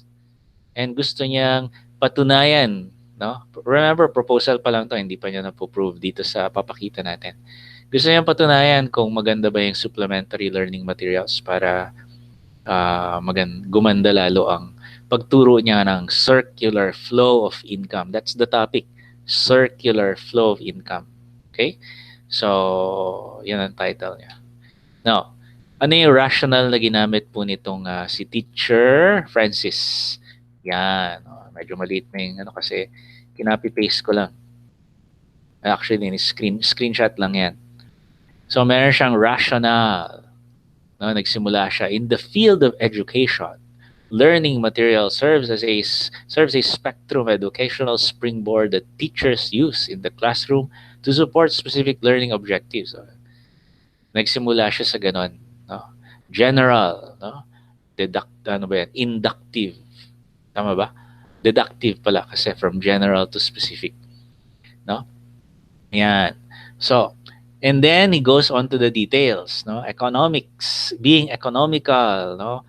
And then meron siyang, syempre kailangan niyang banggitin yung legal basis of the production and development of materials, no? Sabi diyan sa Republic Act number 10533, no? Okay, tas may rules pang na-cite. Okay? And then nagsa-cite na siya ng mga literature, no, about ano ba ang use ng mga ganyan, mga supplementary learning materials. Okay?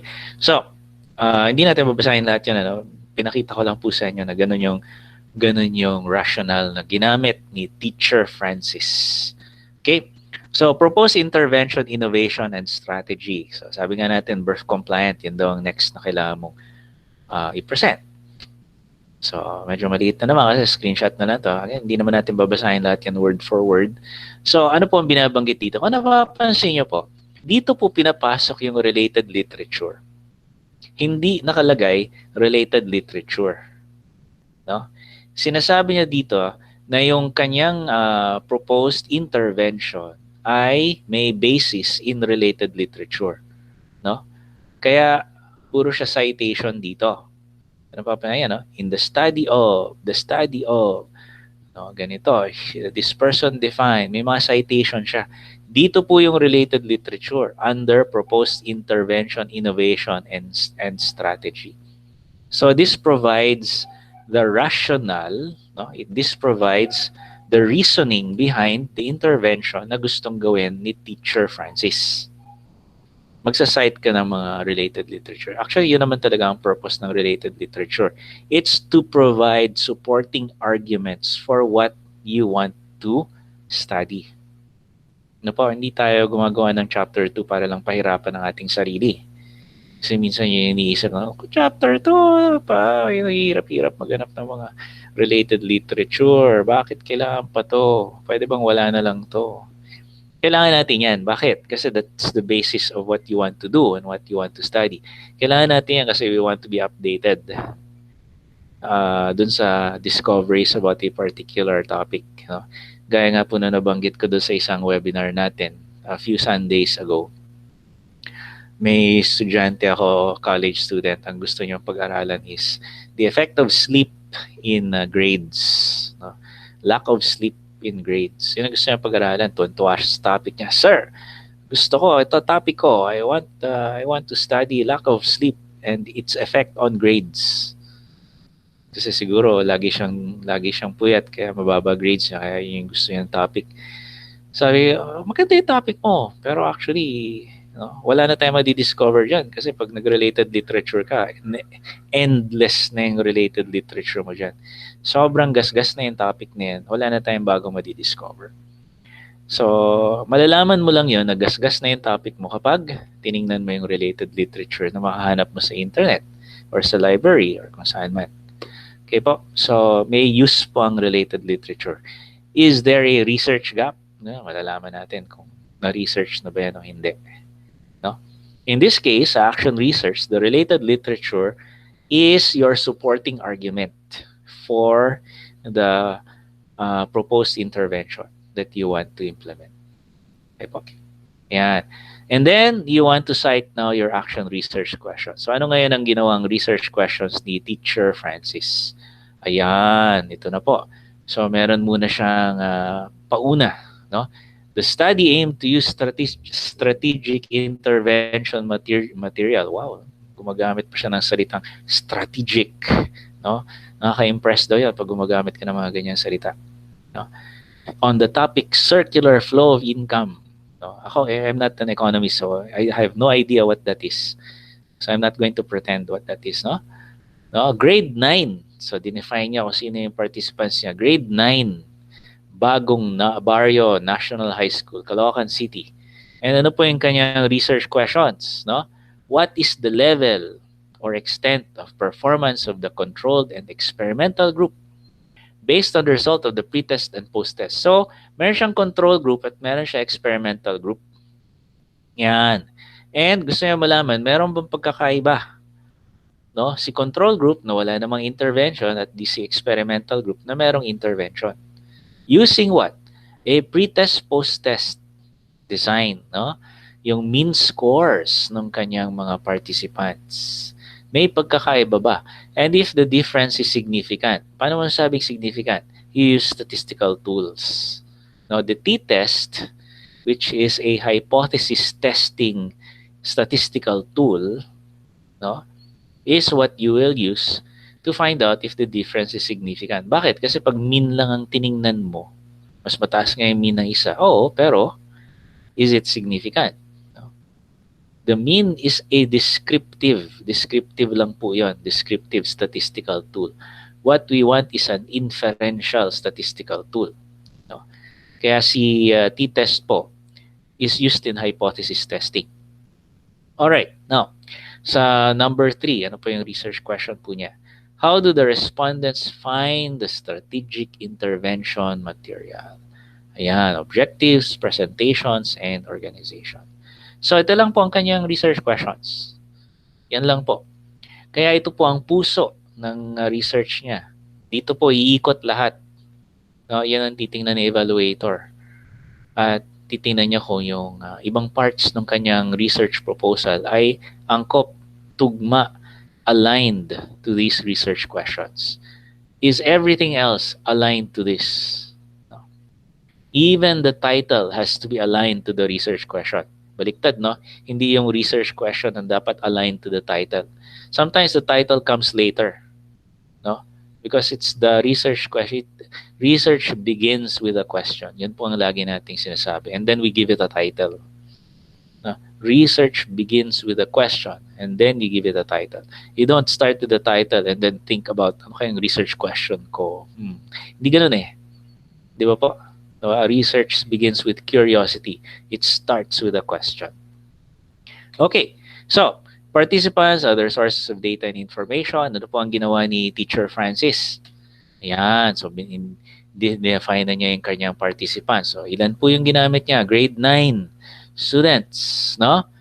Two sections with low scores in their MPS. Oh, low scores pala. So, pag sinadya mong low scores, purposive po tayo. Ang kinuha lang niya ay 40 students per section. 40 students per section. Ilan ba per section? So, parang 10 lang yata hindi niya kinuha. Unless, ilan na ba section ng DepEd? Nag-overflow pa rin po ba? No? Minsan, may naririnig ako umabot na 80. I don't know kung totoo yun. So, 40 students per section, kalahati lang ng section yan. Okay, so anyway. Ayan. The experimental group will utilize the strategic intervention material. No? Ganda pakinggan, no? Strategic intervention material. While lecture method lang ang gagamitin doon sa control group. So, syempre, yun yung standard, yun yung classic, yun yung ordinary, yun yung typical, yun yung normal. Wala tayong binago. Okay? So, gagamitin niya ng pretest on the topic. No? Pareho bibigyan ng pretest. And after that, no, bibigyan na ng post-test. Parehong groups. Yan. Okay? So, ano naman yung gustong gamitin ni Teacher Francis na data gathering methods? So, dito, sa data gathering methods, ano yung ginawa niya? So, the researcher daw will conduct a pretest on the topic circular flow of income consisting of 20 questions. So, kita nyo to, dinefine nyo talaga. 20 questions. Anong klaseng questions?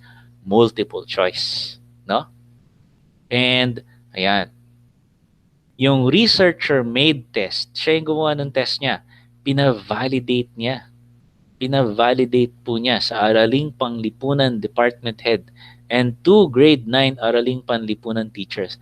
So standard po talaga yung validation is done by 3. Is done by 3. Kasi siya gumawa eh.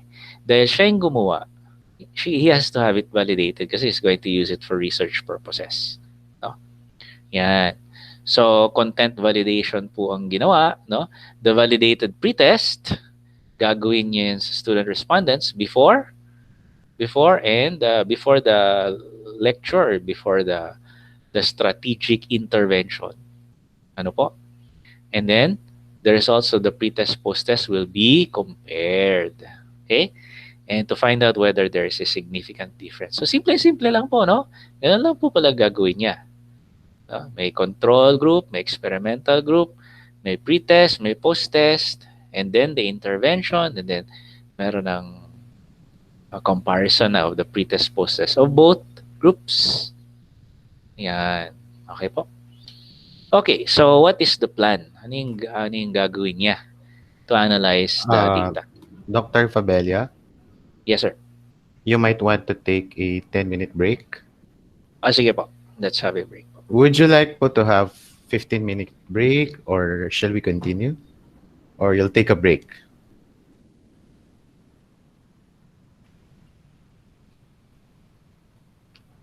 Is it okay that we continue or you want to take a break po? Uh,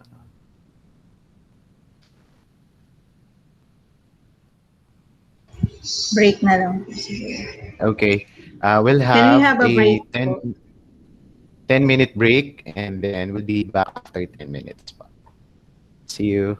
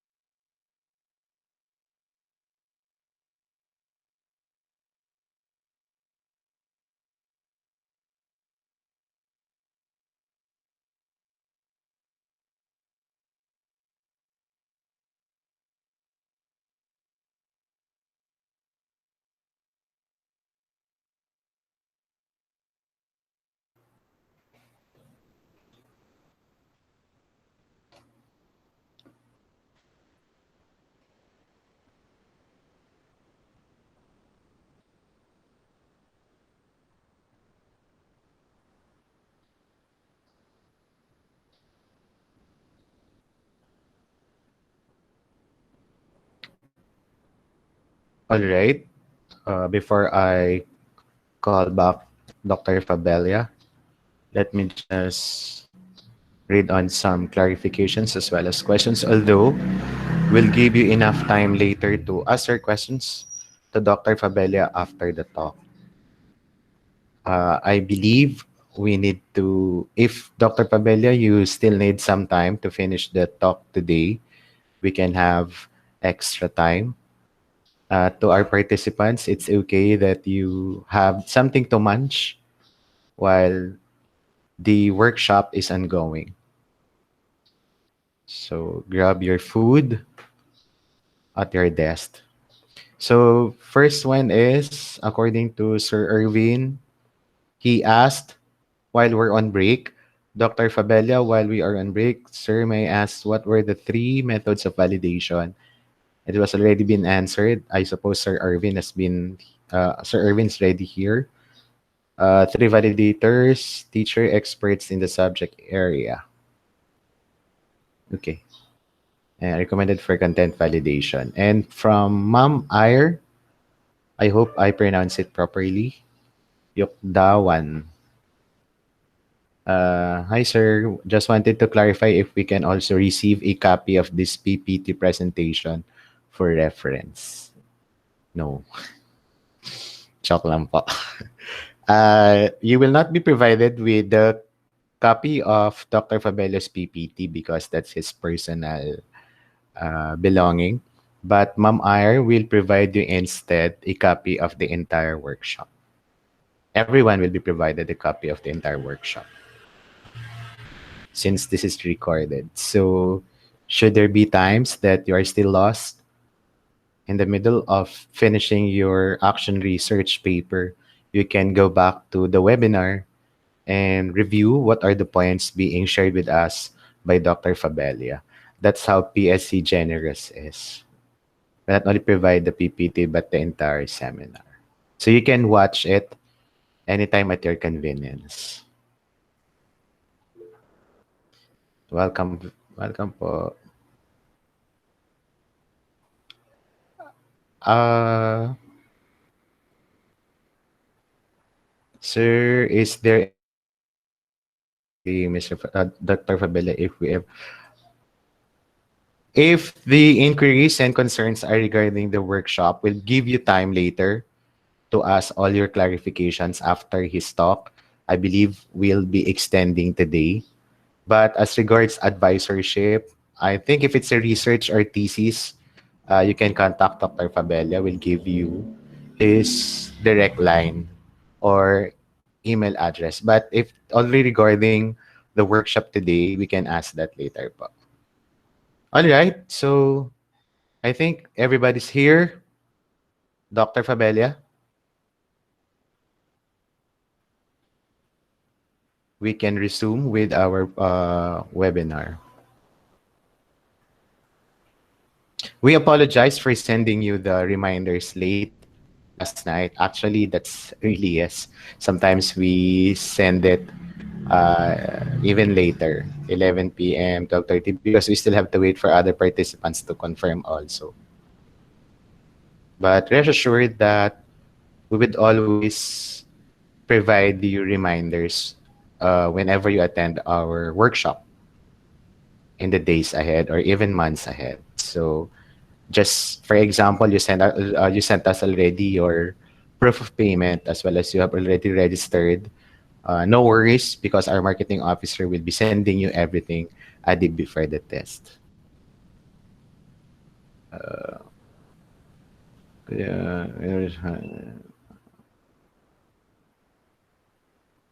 all right. I think we can resume. We'll just go back to your queries and questions as well as concerns later after the talk of Dr. Pabella. Dr. Fabella, you can sail on. Okay, thank you, Sir Mark. So we can continue now.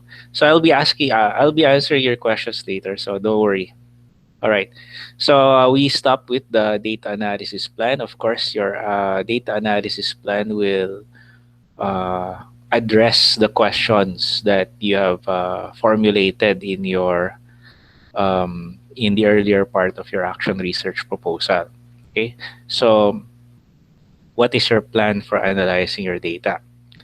So, what is your statistical test? So, according to what teacher Francis proposed, he will be using a t-test, okay, and to find out if there's a significant difference between the pre-test and post-test scores or means. Okay. All right. So, what is the action research plan and timeline? All right. So, if you look at this, it's broken down by week, no? And he will do particular things in a particular week. No? He also indicated the person involved as well as the date, the target date. No? All right. So submission of the proposed action research, construction of pretest, administration of pretest, implementation of the intervention, administration of post-test and data gathering, and interpretation and analysis of data. So 10 weeks. So teacher Francis conceptualized a 10-week timeline. No? Okay, so that's part of the action research proposal. And then he had his cost estimates. All right, so look at the cost estimates. No? What are the items, the cost per unit, the quantity, and the cost estimates. So what were the items that he wanted to use? No? Paper, no? And ink. Okay, so printer ink. No, he did not ask to buy a printer. No, just paper ink, printer ink. No, binding. No, and the miscellaneous, transportation, food, communication. So okay, so all of this, and he only got total cost estimate of 8,300. No, okay, so that's it. That's his cost estimate. No, did not reach 30,000. Okay.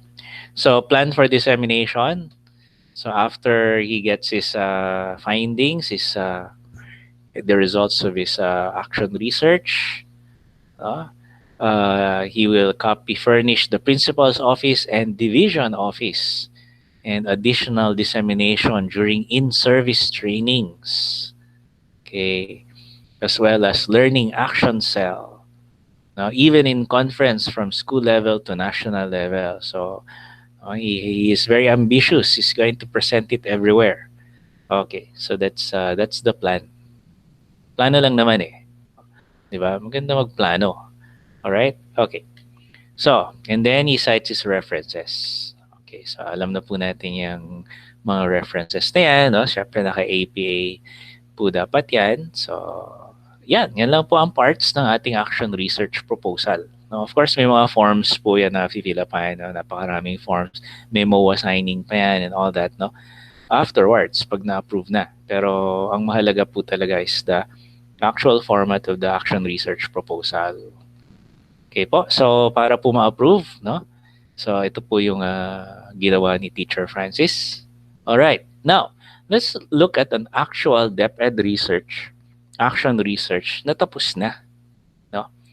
And ito po yung prescribed format ng action research, yung tapos na. No? Kapag na-approve na po ang inyong proposal, ito po yung dapat yung format. No? Kung napapansin nyo, wala pong mga chapter-chapter. Wala pong mga chapter. Chapter 1, chapter 2, walang ganon. May mga headings lang. Context and rationale, action research questions. Ganon na. It's the same thing, no? Yan po ang format. So let's proceed now. Let's look at an actual research. Yan, an actual DepEd action research. Okay, so this was done by Master Teacher 2 Noriel Agascon. Yeah, okay. And the title of his action research is Effectiveness of Learning Materials in English naman, Basis for Student Enhancement of Riza National High School, Senior High School, School Level Action Research. Okay? So, alam po natin pag school level, di ba? Ang maximum birth fund is 30,000. So, okay. So, nagkaroon siya ng introduction. May kwento na naman, no? Remember, the introduction has to be convincing. Maganda yung kwento mo. No? Sabihin na natin kailangan impressive. Yan. Depende yan sa research committee kung ano yung gusto nila eh. no? Depende talaga yan, no? Minsan okay na sa kanila yung ganyan, simple lang. Minsan may mga iba naman gusto nila highfalutin, no? Parang ano yan, parang panel defense ng thesis. Depende sa panelist. Okay po. So, ayan. So, may konti siyang kwento about Riza National High School, no? And meron pa siya mga kinikwento about the students. So, hindi na natin yan babasahin one by one. Ano po? Pinapakita lang po natin na gumawa siya ng introduction. Okay? And then meron siyang review of related literature. No? Ayan. No? Learn about learning materials. Okay? So, may mga citation po siya. In-text citation po yung tawag dyan, ano, pag nasa loob ng text. Iba pa yung APA citation sa references bibliography. Okay, and then meron siyang research question. Ito yung research question, dalawa lang. Ano yung research question po niya? What is the level of performance of students? No, in English po ito, acquisition, comprehension, and classroom activities. And is there a significant difference between the level of students that use learning materials and without learning materials? This is practically the same format na ginamit ni Teacher Francis dun sa action proposal niya na diniscuss natin kanina. Okay? And then may scope and limitation siya. No? Binanggit niya dito na grade 11 senior high school students of Riza National High School, Division of Antipolo City. Okay? Gumamit po siya ng diagnostic test. Yan. Alright. And ano ang methodology po niya? Quantitative data. So, quantitative research po talaga. Action research. No? In-analyze po niya yung diagnostic test. Hindi po siya gumawa ng researcher-made. Meron na po talagang ready-made. Yan. Kung ayaw niyong pahirapan ng sarili niyo, gumamit na lang kayo ng ready-made. Kung gusto niyong sikat kayo, may sarili kang research instrument, ipangalan mo sa sarili mo. Pwede rin yun, no? No? Kasi maganda pag ikaw rin yung gumawa kasi pag ginamit yan ng ibang researcher, isa-cite ka nila, no? Yan. Alright. So, diagnostic test, post-test, no? Students' grade in English subject, first and second quarters, no? Grade 11 students were tested. 3 sections po yun, no? All of them were given a pre-test. And then, nagkaroon ng class intervention and then post-test. Okay. So, parang ang ginawa niya dito, ganito, no? Ito po yung discuss ko in one of my earlier webinars. No? Ito po yung step, simple lang po, no? In-identify niya yung population niya. Now, baka gamitin mo rin yung population, yung entire population. Pwedeng hindi ka na mag-sampling or pwedeng sampling ka, obtain a sample, no? And then you just indicate anong klaseng sampling. Is it probability or non-probability? No? And then you gather your data. No? You administer a diagnostic test in English. Ito pa yung ginawa ni Master Teacher Noriel. And then, you administer the treatment. Ito po yung treatment niya. Give the intervention. No? And then, meron na naman siyang gather data ulit. Administer a diagnostic test in English. So, it's the same diagnostic test. Titingnan po natin ngayon kung meron bang differences. Okay, and then he goes on to describe his respondents. No? See, sabi niya dito, grade 11 students, population 50, sampling 49. No? And then may margin of error siya na 5%. So, 50 ba yan? 56. 56 yata. 56 pala. Okay, and then may data collection siya. Ito yung mga steps na ginawa niya. Plan the activities, identify the sections, choose learning material, execute diagnostic tests, record student scores, execute post-test. No?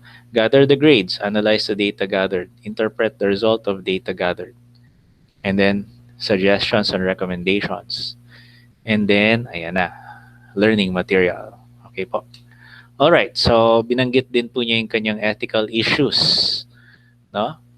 Ayan. Okay. And then plan for data analysis. Gumamit po siya ng SPSS, no? Para, 'di ba, kaysa manual, no, by hand, no? Gusto mo by hand, gusto mo manual, or gusto mo SPSS, no, kung may SPSS ka. Yan. Okay? And then you look at this, no? This is the timetable. Well, actually this is called the Gantt chart, no? Pero according to DepEd, no, ayaw niyang gamitin yung Gantt chart. Timetable na lang. So tingnan nyo, May, June, July, August, September, October. 6 months. So yan ang kanyang plano. Kailan niya ginawa yung research proposal nung May? Kailan siya nagbigay ng diagnostic test nung June? Kailan siya nagbigay ng intervention nung July? No? August and September. So, 3 buwan siya nag-i-intervention. Kailan siya nagbigay ng post-test nung September? Kailan niya in-analyze result? October. Finalize the full paper October din. So, nagawa niya yung kanyang timetable. Okay, so this is your work plan. Okay? So this is one thing that's very different from actual thesis na sanay po tayo. May work plan. Ayan. And then may cost estimates din talaga siya. Pagkain ng mga learners, no? Utilities, no? Mga papel, ganon. Communication intervention, no? Data gathering. Yeah, 2.5 lang yung ginastos niya. Oh. Tapos na po ito ha. This is a done action research. 2.5 lang ang hiningi niya. No? Kaya siguro na-approve kasi 2.5 lang eh. Okay. So, yan. And then, instrumentation. Ano yung ginamit niya? 20 item. Oh, teacher-made test pala. No? Measure the mastery level of the students on the lesson chosen by the researcher. No? Pinavalidate na naman niya. Yan. Okay. Action plan. Ayan, gumawa siya ng action plan. Okay. Use of the crafted learning materials. No? Alright. So, yan. Data gathering procedures. In-explain niya ano yung data gathering procedures niya. No? Okay. Ayan. And then, pinresent na niya. So, ito yung iba dun sa proposal. Meron na siyang results. No? So, let's just scan the results. Ano po yung naging results ng kanyang data gathering. Okay? So, meron siyang results ng pre-test and post-test. So, pwede yung gayahin yung format na ganyang table. No? So, grade 11, animal production. Grade 11, dressmaking. Grade 11, electrical installation. Yan. So, yan siguro yung mga tech-voc programs nila sa senior high school. No? Ilan yung population ni animal production? 13. Si dressmaking, 14. Sa electrical installation, 22. Ano yung pre-test score? Oh? Yan, yun yung mga pre-test 34.6, 41.5, 38.7, and then after the intervention, ano na yung naging post-test? Wow, tignan nyo, ang taas, oh, 67.9, 78.2, 73.6, no? Ano yung difference? Ang laki. Ano yung learning level na nila? Mastery. Oh, di ba? So, effective pala ang kanyang ginamit na intervention, no? Pero is that enough to prove na effective nga? Siyempre, hindi. Kailangan gamitan natin mamaya ng t-test yan. So, ito po ay acquisition lang. Acquisition lang po ito. May results din siya for comprehension. Makita nyo, nagsitaasan. From 37, 73, the same story. Nagtaasan ang kanilang mga post-test scores. Mastery na lahat. And then, ganun din sa classroom activities, no? Nagsitaasan, kita niya, lalaki ng mga difference, no? Mastery na rin lahat. No? Yan, syempre, didiscuss mo ng konti yung table sa baba. Okay? And then, ano nang ginawa niya? Yan na, gumamit na siya ng t-test. Using SPSS, no? Ginawa niya yung mean, yung variance, yung degrees of freedom, what is the t-value, and ano ang naging resulta ng kanyang t-test, no? It could be seen that there is significant difference between pre-test and post-test. Yan. Okay? So, yan po ang kanyang naging result. Alright. Okay. So, ganun lang po. And then afterwards, no? Findings, conclusion, recommendations. Ayan na. So, students learn best if they can experience handling and using the learning materials for better understanding. Okay po? And then findings, no? Yan ang findings niya, and then may conclusion na siya. The respondents performed well from pre-test to post-test. Positive students' outcome and the use of learning and intervention materials were effective. Yan, okay? So may recommendation na ngayon siya, no? Gamitin daw ng mga English teachers ang learning materials, no? Yung ginawa na learning materials ni researcher, pwede daw gamitin ng ibang teacher. Yan. Okay, so you can make your own teaching materials. No? Okay? Alright. So, meron din siyang list of references. So, ito po ay tapos na. Ito po ay approved at tapos na. At yun. So, pinahiram sa akin ni Master Teacher Noriel kasi no, ayan, para gamitin natin as model for our webinar this morning. Yun lang po. So, meron po bang katanungan tungkol dito sa ating naging webinar this morning? So, we now have a lot of time to discuss. So, meron po ba kayong katanungan? So, sige, si Sir Mark po ang moderate ng mga katanungan po. If you have any questions. It's a very simple format. Hindi siya gaya ng thesis. Very simple. All right. We may now raise our questions. Is there a minimum or maximum pages to be followed sa action research proposal po? Wala naman po. Doon sa research management guidelines na nakalagay, wala naman po. As long as the contents, di ba po nakita po natin yung evaluation guidelines nila. Wala po naman nakalagay doon na dapat may minimum number of pages. Yung points po kasi yan di ba? It's the quality of the parts of the action research proposal, not the quantity. Yan, no? Kasi pag pumasa ka na sa action research proposal, no? Ibig sabihin, pwede mo nang tapusin yon. Pag natapos mo within 6 months, wala ka ng problema. Yun nga lang, hindi ko pala nabanggit kanina, no? Doon sa DepEd Order number 16, if you don't finish it within 6 months, susoli mo yung pera. Yun ang nakalagay doon sa MOA. Yan lang naman na effect sa'yo. Susoli mo yung pera. So, kaya siguro hindi malaki yung hinihingi nitong sina Teacher Francis at si Master Teacher Noriel. No? Kasi para kung sakali hindi nila matapos, maliit lang. Maliit lang yung isa sa uli nila. 2.5 lang. Yan. So wala, hindi po factor yung minimum number of pages. It's the quality, not the quantity ng contents po. I hope I answered that question po, ma'am or sir. Was Dr. Fabella able to answer? Yes daw, sir. More questions po? By the way, those who came late, don't you worry because again, as I have mentioned earlier, we will be providing you a recorded seminar of action research. There are 2 more questions here. Going back, sir, with the previous discussion on the subject of validation, may I know again the 3 methods of validation, sir? Wala naman po tayo nabanggit na 3 methods of validation kanina. Ang nabanggit ko lang po is there are 3 validators na doon po sa action research proposal ni Teacher Francis. Yung nauna, no, sabi niya yung kanyang researcher-made instrument, pinavalidate po niya no, sa araling panlipunan teachers kasi araling panlipunan daw ang gusto niyang validators po. It's called content validity. Content validation po 'yun. So pag kumuha ka ng validators po. And another question. Sir Erwin gave you a thumbs up. Another is, can we conduct action research by group? If yes, how many are allowed in a group?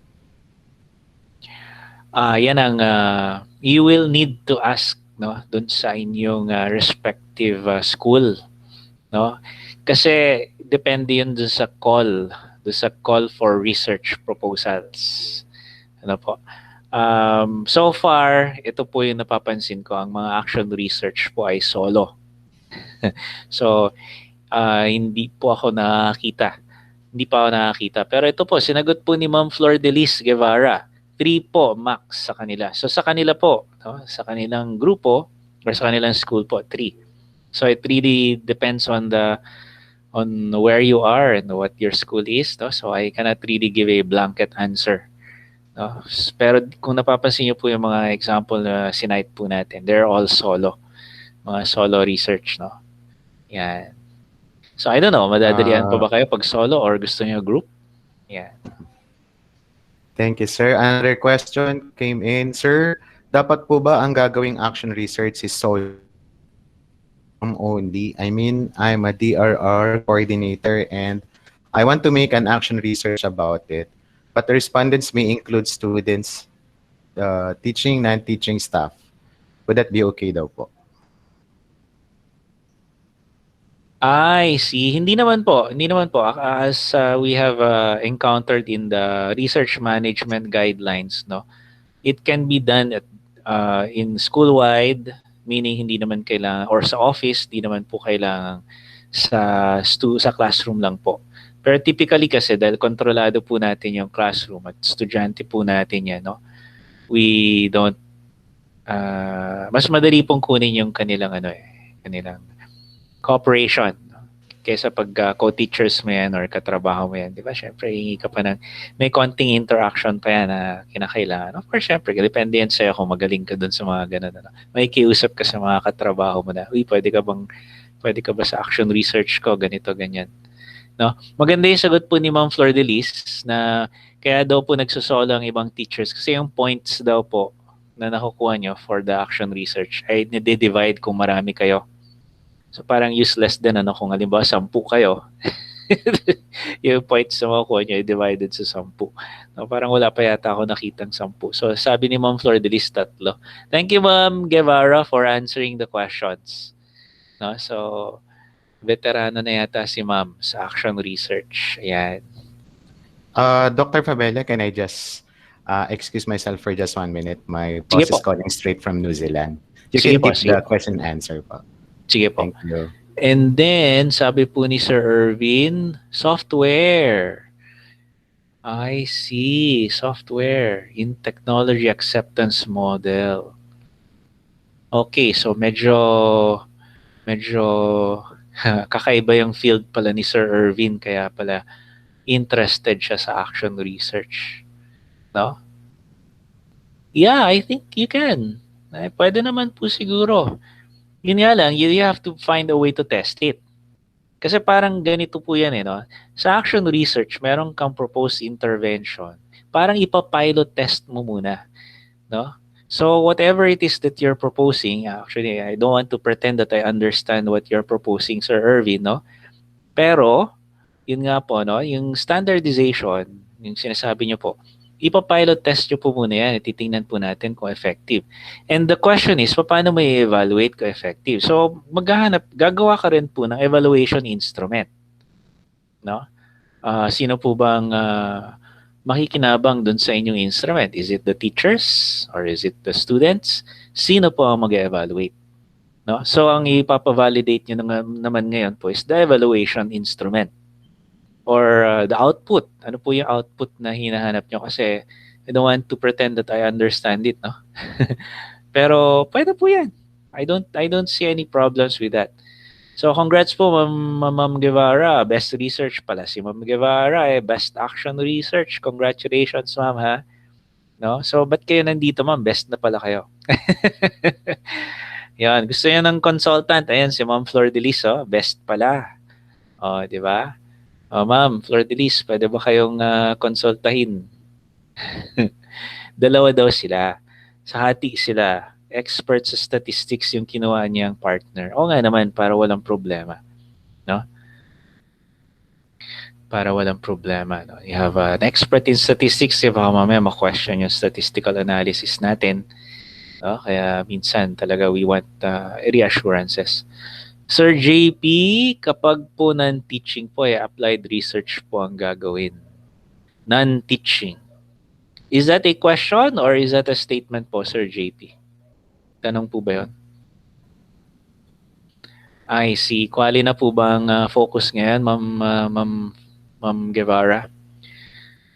Quali na action research? Kakaiba po yan Sa action research, quanti po Unless yun na po ang pinaprescribe ngayon. I see. Okay. So baka po yan, sa hindi po BRF, no? Baka outside of the birth. Tama po ba, Ma'am Guevara? Si Ma'am Guevara na yung tinanong ko. Ayan. Okay, Sir JP, I do not, ang inyong tanong ay, I don't know kung tanong po yan or statement po.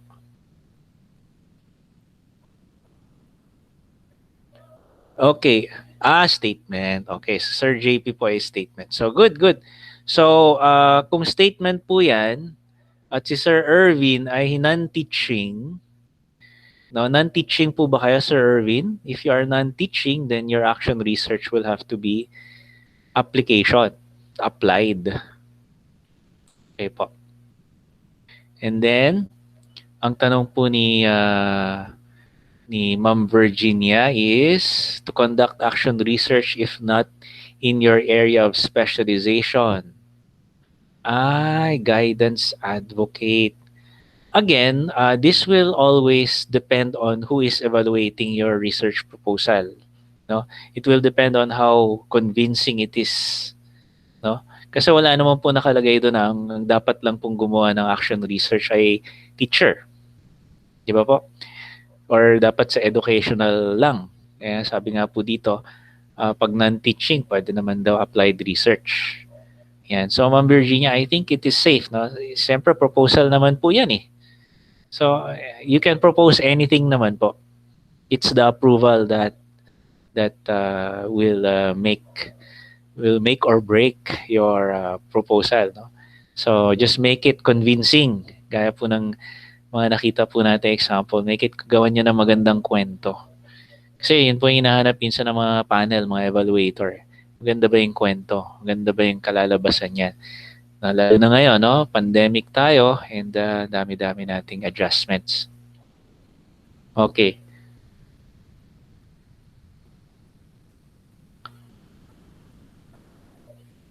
Ayan. Sa understanding ko po sa birth, parang hindi po kasi pang quali ang birth. That's my understanding po, ma'am, no? Ayan, okay?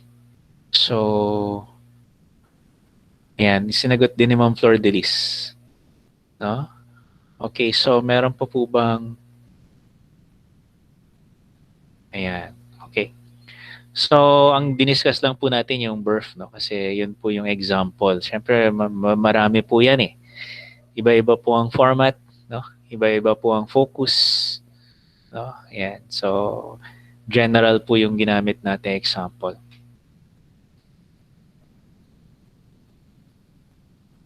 Okay, so ina-explain na po ni Ma'am Guevara kung saan po ang mga quali. Kung gusto niyo po ng ibang uh, research na gagawin. Pero yun nga po, remember po na ang action research is not quali po. Kung gusto niyo pong gumawa ng action research, no, quanti po 'yon. So, pang birth po 'yon.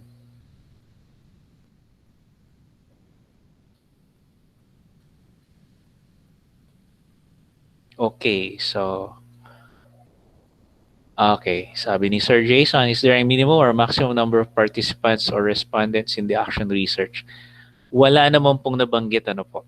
So I'm just basing it on the research guidelines. You just have to justify your research participants. Gaya po dun sa research proposal kanina, purposive sampling po yung ginamit. Kasi pinili lang po niya yung mga mahihina dun sa subject na yon. So if you want purposive, no, gusto mo i-target yung mahina hindi naman ganun karami, 20 lang naman sila. No, di sila lang yung babanggitin po natin. I don't see a problem with number of participants. You just have to justify kung sino po yung participants yun at bakit. No? So I think that's the safe answer to that question. Kasi nung binabasa ko yung research guidelines, wala naman pong nakalagay na it has to have a minimum ganito, ganyan. Remember, ang action research po is not for generalization. We do not generalize the results, no? So, hindi po nag-a-apply yung mga sample size requirements po. No? Gaya ng mga Slovene formula, wala po mga ganon-ganon. You just have to justify your participants. No? Sila lang ba yung students of that subject? Sila lang ba nahihirapan? No? Ganon. So, meron pa po bang tanong na kaya nating sagutin? Uy, si Ma'am Elsie. Hi, Ma'am Elsie. Follow-up question po sa need pa po ba ng No, sir. parents? Ayan, napakaganda ng tanong ni Ma'am Elsie. Ma'am, ang safe answer ko po dyan is yes. Humingi po kayo ng consent kasi mga minors po yan. No? Grade 9. No? The safe answer is yes. Para pag hinanapan po kayo, meron po kayong panangga. No? What if no, may isang bata na nalaman niya, uy, minor ako, hindi ako hininga ng parental consent, no? Sumbong ko kaya si teacher. O, di ba? So, just to be safe, hingan po natin ang parental consent. Okay. Thank you so much, sir. We always work on the safe side po para po hindi po ma-invalidate lahat ng ating pinaghirapan. Always po on the safe side. No, pati sa ethics, pati sa statistics, no, always safe po tayo para hindi naman masayang ang ating effort. So, meron pa po bang All tanong? right. Do we have more questions?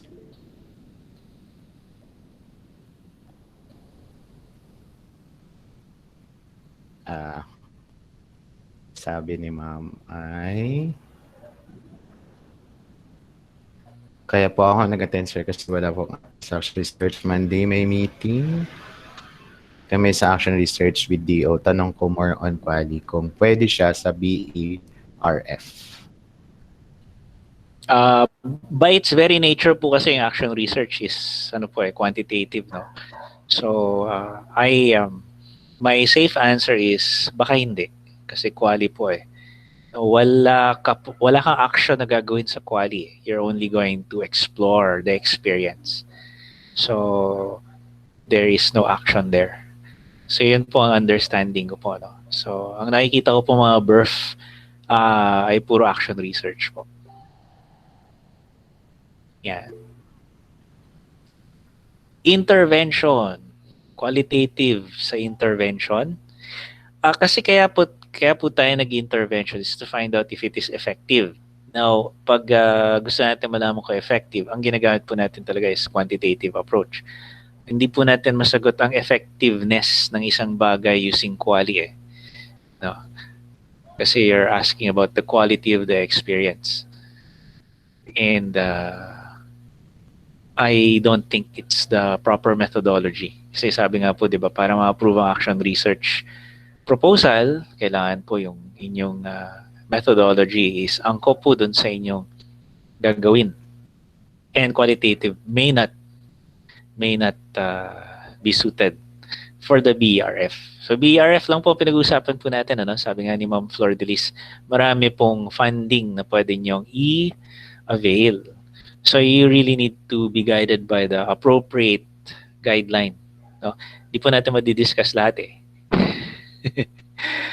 So, ayan. Okay po. Meron pa po bang katanungan? Pero Ma'am Guevara, thank you po for sharing your own experiences. No? So, yan. No? Si Ma'am Guevara, nandyan po. Gusto niyo po siyang tanungin. She is also my thesis advisee. Sa masteral. As well as Ma'am Elsie Eugenio. Thank you po for attending. No, Ma'am Flor Delis and Ma'am Elsie. Mga DepEd teachers po natin. No, they are my masteral advice. They're working on their thesis now. So good luck po sa inyo. Yan. Mga ano po natin, mga thesis advisee po natin ay puro mga taga DepEd. Yan. Yeah, yes ma'am, Elsie. Oo, ako rin. I'm also excited sa inyong magiging research. By the way, I don't know if any of you are doing your masteral thesis, no? Kung kayo po ay nagma-masters na ngayon, may advice po sa inyo, tapusin nyo na agad. Bakit po? Kasi may naglabas po ang CHED ng panibagong memorandum na para po kung kayo po ay mag-enroll po kayo siguro sa 2022, no? Next year, ang requirement na po para makagraduate ng masteral ay kailangan internationally published na po yung inyong thesis.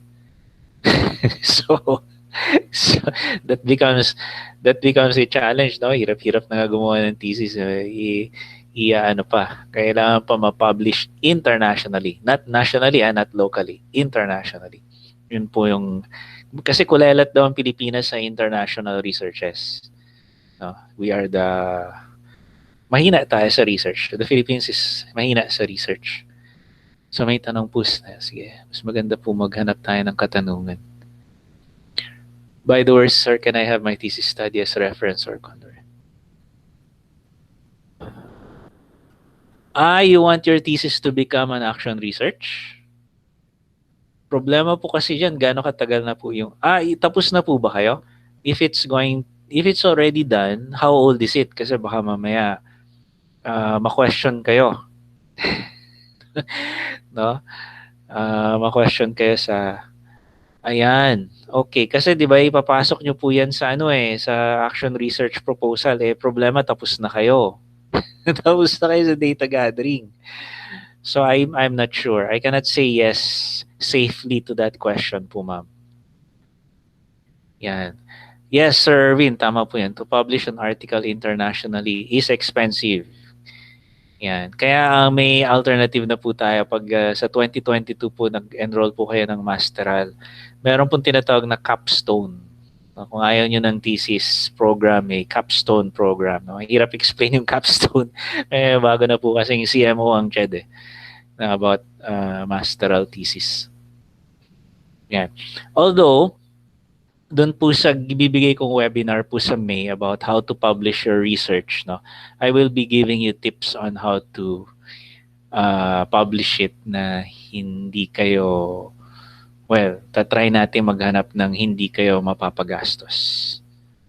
Yan.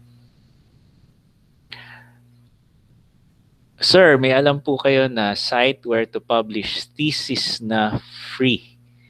Publish thesis na free. Okay, so actually di-discuss ko po sana yan dun sa dun sa susunod na webinar natin sa May. No? Kasi may mga mga strategies po yan. There are strategies that you can do. So kung makaka-attend po kayo nun, tuturo ko po yun sa inyo. Can action research be applicable for amending policies? Wow, that's sabi nga po natin, gaya po no nakita po natin na action research proposal ni Teacher Francis. Very ambitious po yung kanyang plan for dissemination. Gusto niya i-disseminate sa national. Bakit niya gusto i-disseminate sa national? Kasi gusto niya baka gusto niya mabago yung sistema. No? So, of course, you cannot really directly as a teacher tell the DepEd bosses na baguhin natin ang policy nyo. Maybe you can start grassroots from the bottom up. No? Maganda yung action research ko. Try ng ibang teacher. Pag nakita ng ibang teacher na maganda yung kanyang intervention, baka makita ng DepEd and then sabihin ng DepEd, ito na lang ang gamitin natin kasi proven na sa grassroots. So, from bottom up po ang change. No, hindi from top to bottom kasi di ba madalas top to bottom. No? Pwede po yan, no?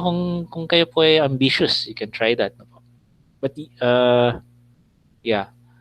Policies sa masteral thesis nakikita ko po yan madalas. Policies ang gusto nilang baguhin. Recommendation for evaluation of a new policy concerning this or that. Pwede po yan, ma'am. So, bottom up, no? Gaya nung kay Teacher Francis kanina, yun ang gusto niya, bottom up approach. Pero yun nga lang, mababago lang niya is how to teach the circular flow of income. Yun na nabago niya. So, buong DepEd, babaguhin ang kanyang approach. Sa research po kasi, you don't patent, no? You copyright. Pero alam po natin na pag ang inyong research kasi ay na-publish na, that is as good as a copyright po. A publication is as good as software, yeah, you patent it. Sa patent office po. Punta po kayo sa Google nyo lang po, Philippine Patent Office, and then may online na process po yan. Parang pag-apply po ng Philippine copyright sa National Library. It's a similar process po yan. Bibigyan niyo lang po sila ng kopya. And then magsaswearing ka lang na original yung gawa mo. Na hindi mo yan ginaya. At walang ba ibang ganun. No? So you have to swear that it's an original software. No? Yeah, it's the same process sa copyright po eh. Copyright po kasi sa National Library. No? Ayan. So, explore nyo lang po, Questions? Sir Irvin. Ayan, si Sir Mark. Thank you po. I'm back. Sorry po for the intervention. I needed to attend to some matters. Are there more questions po or Dr. Fabella was able to answer all your questions already? Thank you. Uh, how many are new here? First time to attend workshop at Powerhouse. Yun. How's the experience so far? Kindly write in the chat box your impressions. Okay naman po. Fascinating. Thank you so much, ma'am. Si Sir Irvin, nagtas na kamay. Sir Irvin is actually one of the regulars. It is actually his third workshop, third week. And today, actually, unfortunately, she wasn't able to attend. Wow, thank you very much, ma'am. That's sabi nga nila, you will have to ask for more. All right. Again, because we'll be issuing another certificate, should you be able to complete the research series. Actually, today, two or three are graduating. I'm using that term because they were able to complete the series, quantitative, followed by quantitative, qualitative, and action research today. Unfortunately, she cannot join us. Ma'am Yasmin is one. She is working as she's working in the DSWD Pangasinan, so she cannot join us. So, but Ma'am Guevara cannot. Ma'am Guevara wasn't able to join us in Quanti, but she was here during proposal, quali, and today. I think Ma'am April also wasn't around today. So those two wish to complete the series. Um, you will be sent invitation. I'll present later the schedule, and then we'll give you a separate certificate. Like Sir Irvin, he has been attending workshops. If he will be able to complete all the series, he's done with Quanti, Quali, and Action.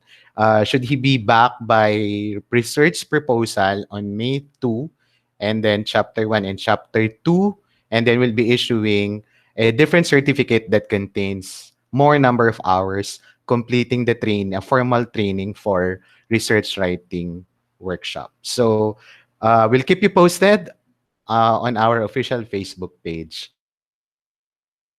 Any other ay, maraming salamat po kay ma'am. Again, those two are late. Will be giving you provided you a copy of the lecture today. And we invite you to our Thank you, ma'am. We invite you to our future workshops. You might have colleagues who need this workshop. First is a comprehensive training for school paper advisors.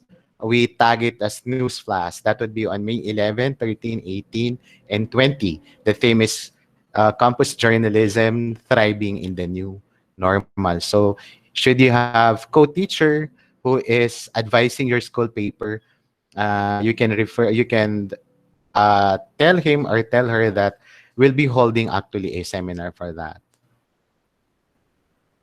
So here are the schedule. Hopefully you can see it. Although we'll be sending you a schedule. Don't worry. We'll be sending you a schedule. Sorry, I'm a nearsighted. Me too. I wait. We'll just send you a copy of the schedule. Okay. I think it's quite blurry. We'll just send you a copy. There's May 2, May 9, May 16, May 20. 21, May 30, and June 6. Okay? And can we open all our cam in courtesy to Dr. Fabella as I present the Certificate of Appreciation. The Certificate of Appreciation is awarded to Dr. Frederick Edward T. Fabella in recognition of his valuable contribution as lecturer during the quantitative research. Sorry, this has been edited. Last week should be action research. That means that Dr. Fabella is our in-house research trainer. Sorry, it hasn't edited by our marketing officer. It must be action research workshop held on April 18, 2021 via digital platform given this 18th of April 2021. Don't you worry in your certificate, it would be action research. And we'll be sending your certificates together with your acknowledgement receipt. You might need it for reimbursement together with the recorded lecture tomorrow. Pwede po ba tomorrow kasi Sunday today? Pagpapahinga lang po kami, baka magalit na po si Lord sa amin. Again, Dr. Fabella, the center is always grateful to have you. Thank you then po, Sir Mark.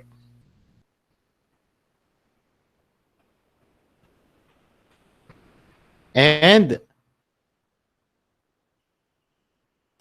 oh, thank you so much, Sir Erwin. Please help us spread the good word by liking and sharing our page.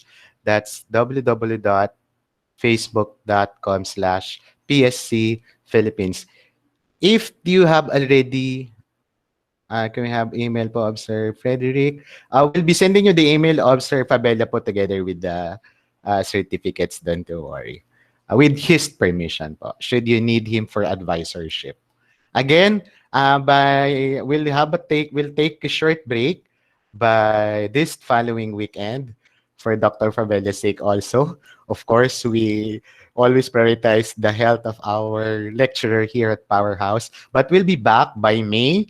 That would be the beginning of the research series lecture, May to June. So we'll begin with research proposal writing, followed by chapter 1, what do you call this? Chapter 1, writing it right, beginning it right, and then chapter 2, compiling related literature, and then followed by quantitative, qualitative, back to back, and then we'll end it up with writing article, research writing article for publication purposes. So complete series po yan. Pag mabuo nyo po yan, we'll give you a different certificate besides a certificate that we'll be giving you PhD na. Pa-PhD na raw si Ma'am Guevara. Marami dito pa-PhD na. Si Sir Irvin, pa-masters na yan. Pangatlo na, pa-masters na. So, hopefully those who are new to our center, we give you at least a very nice impression. That soon enough that we'll be inviting you. Hindi na po kayo magdadalawang isip.